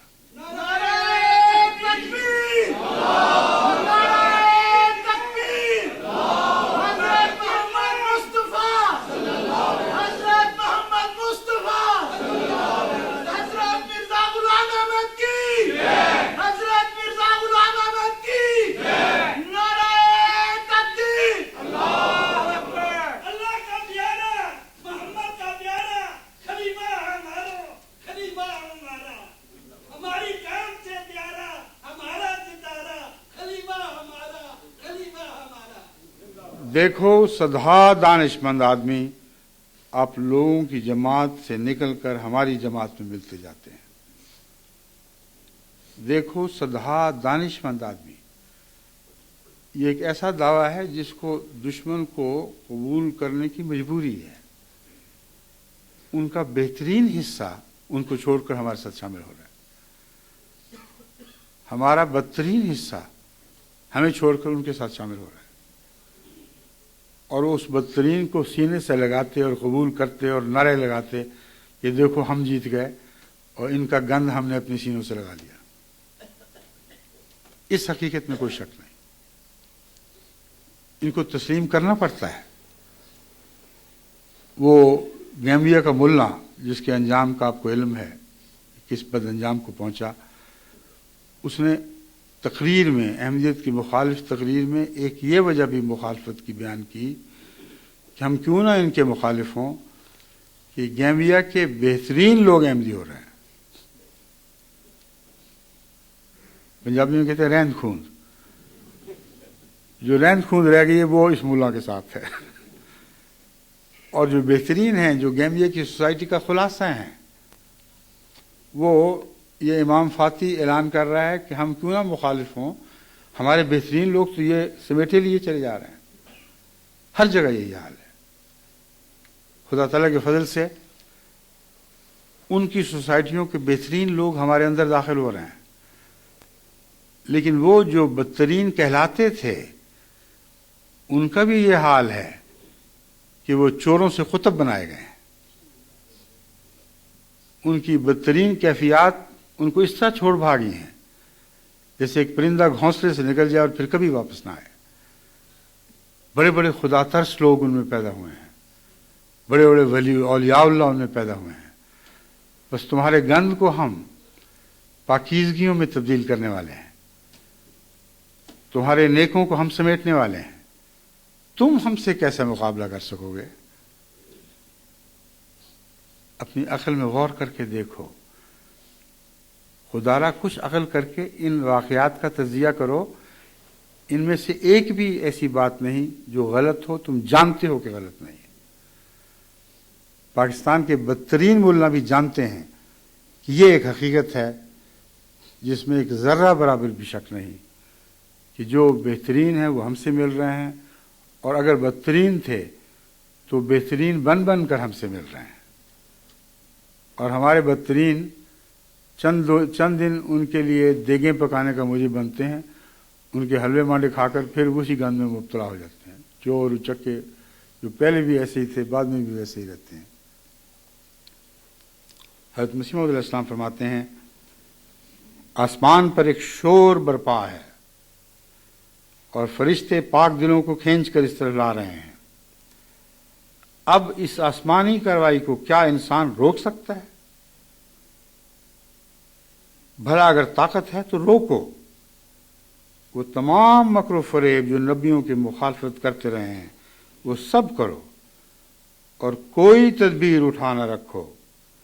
ناخنوں تک زور لگاؤ، اتنی بد دعائیں کرو کہ موت تک پہنچ جاؤ، پھر دیکھو کہ کیا بگاڑ سکتے ہو.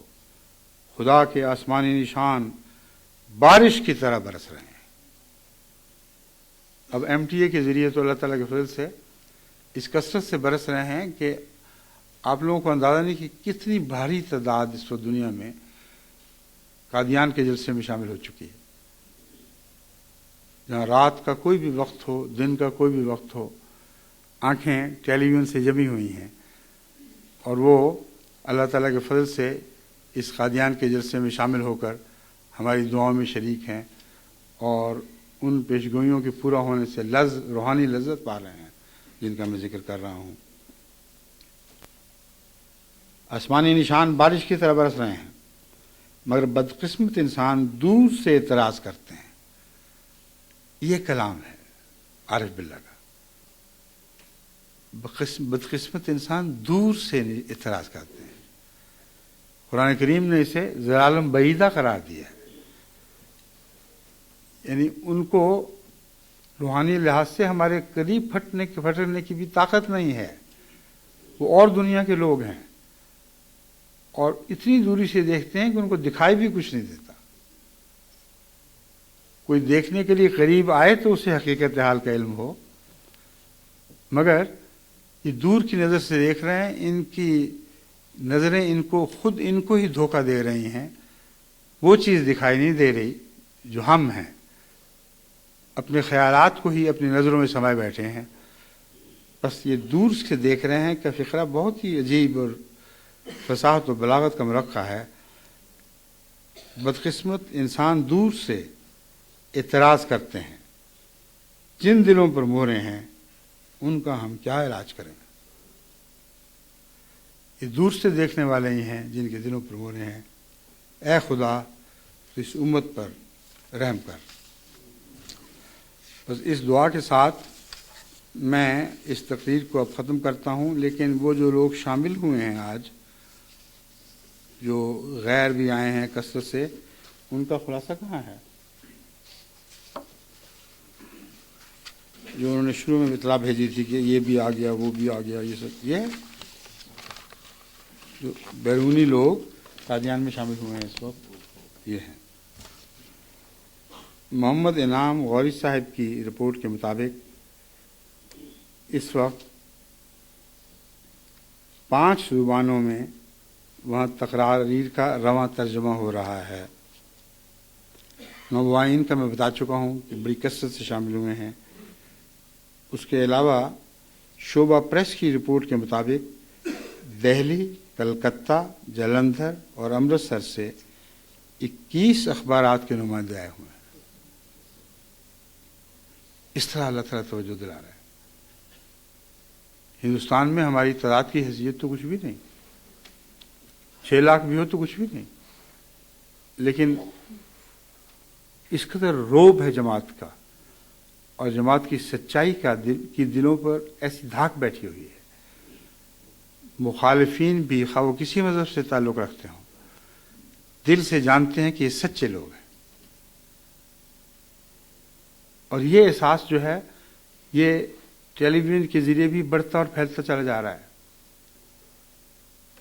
ابھی مجھے کل ہی ایک خط ملا جرمنی سے کہ یہاں کے ایک بہت بڑے دانشور جن کو مختلف زبانوں پر عبور حاصل ہے، مختلف مذاہب پر عبور حاصل ہے، بہت بڑے عالم ہیں،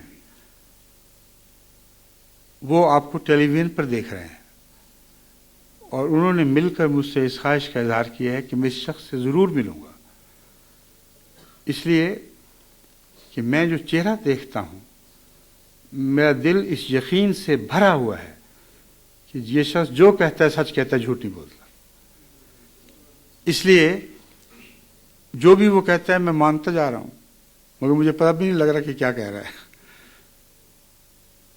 مگر میرا دل گواہ ہے کہ یہ شخص جن باتوں کا اعلان کر رہا ہے وہ سچائی کے سوا اور کچھ نہیں ہے۔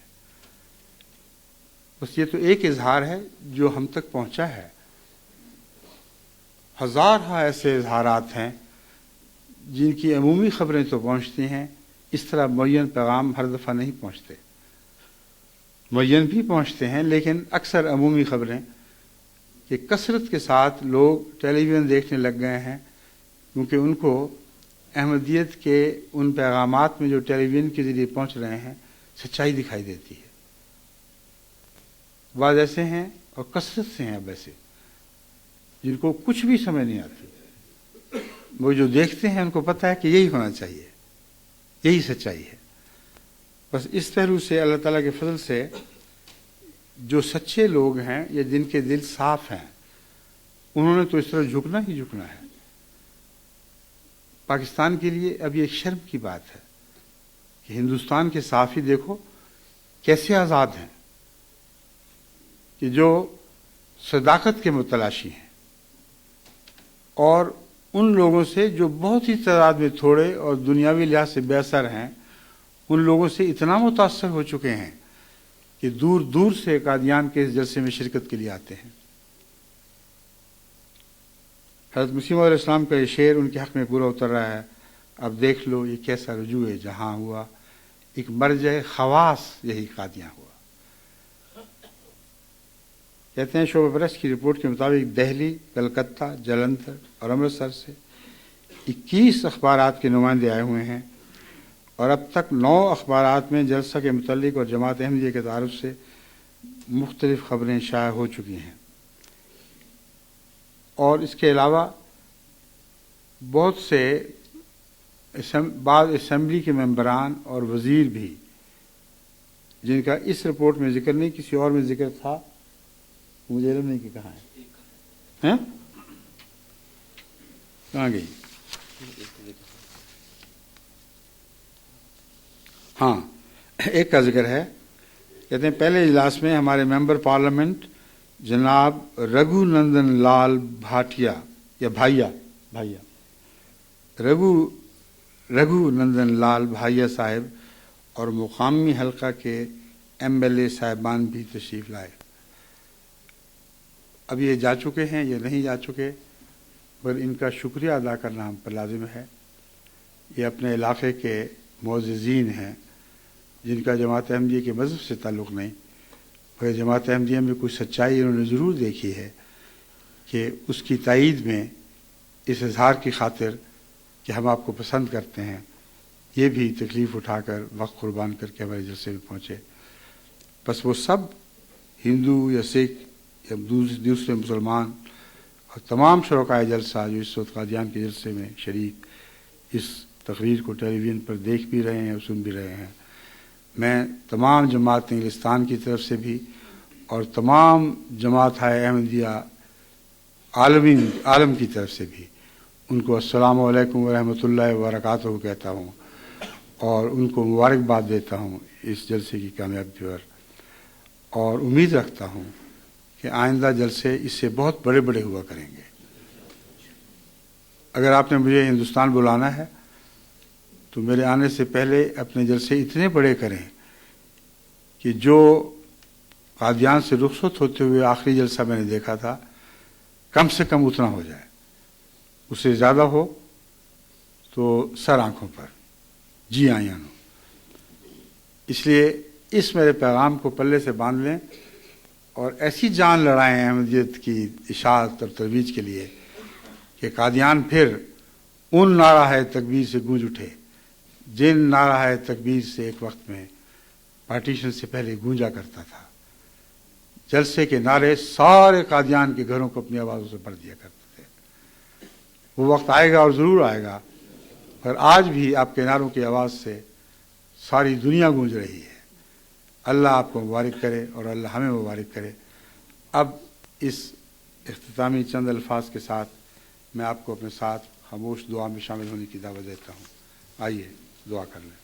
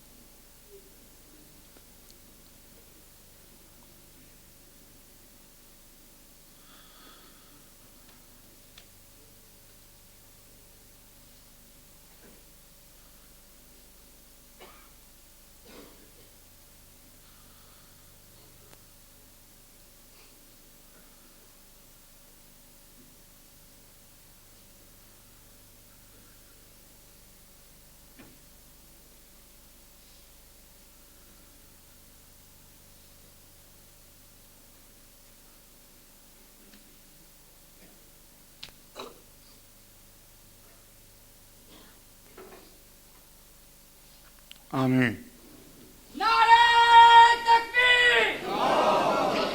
السلام علیکم ورحمۃ اللہ وبرکاتہ۔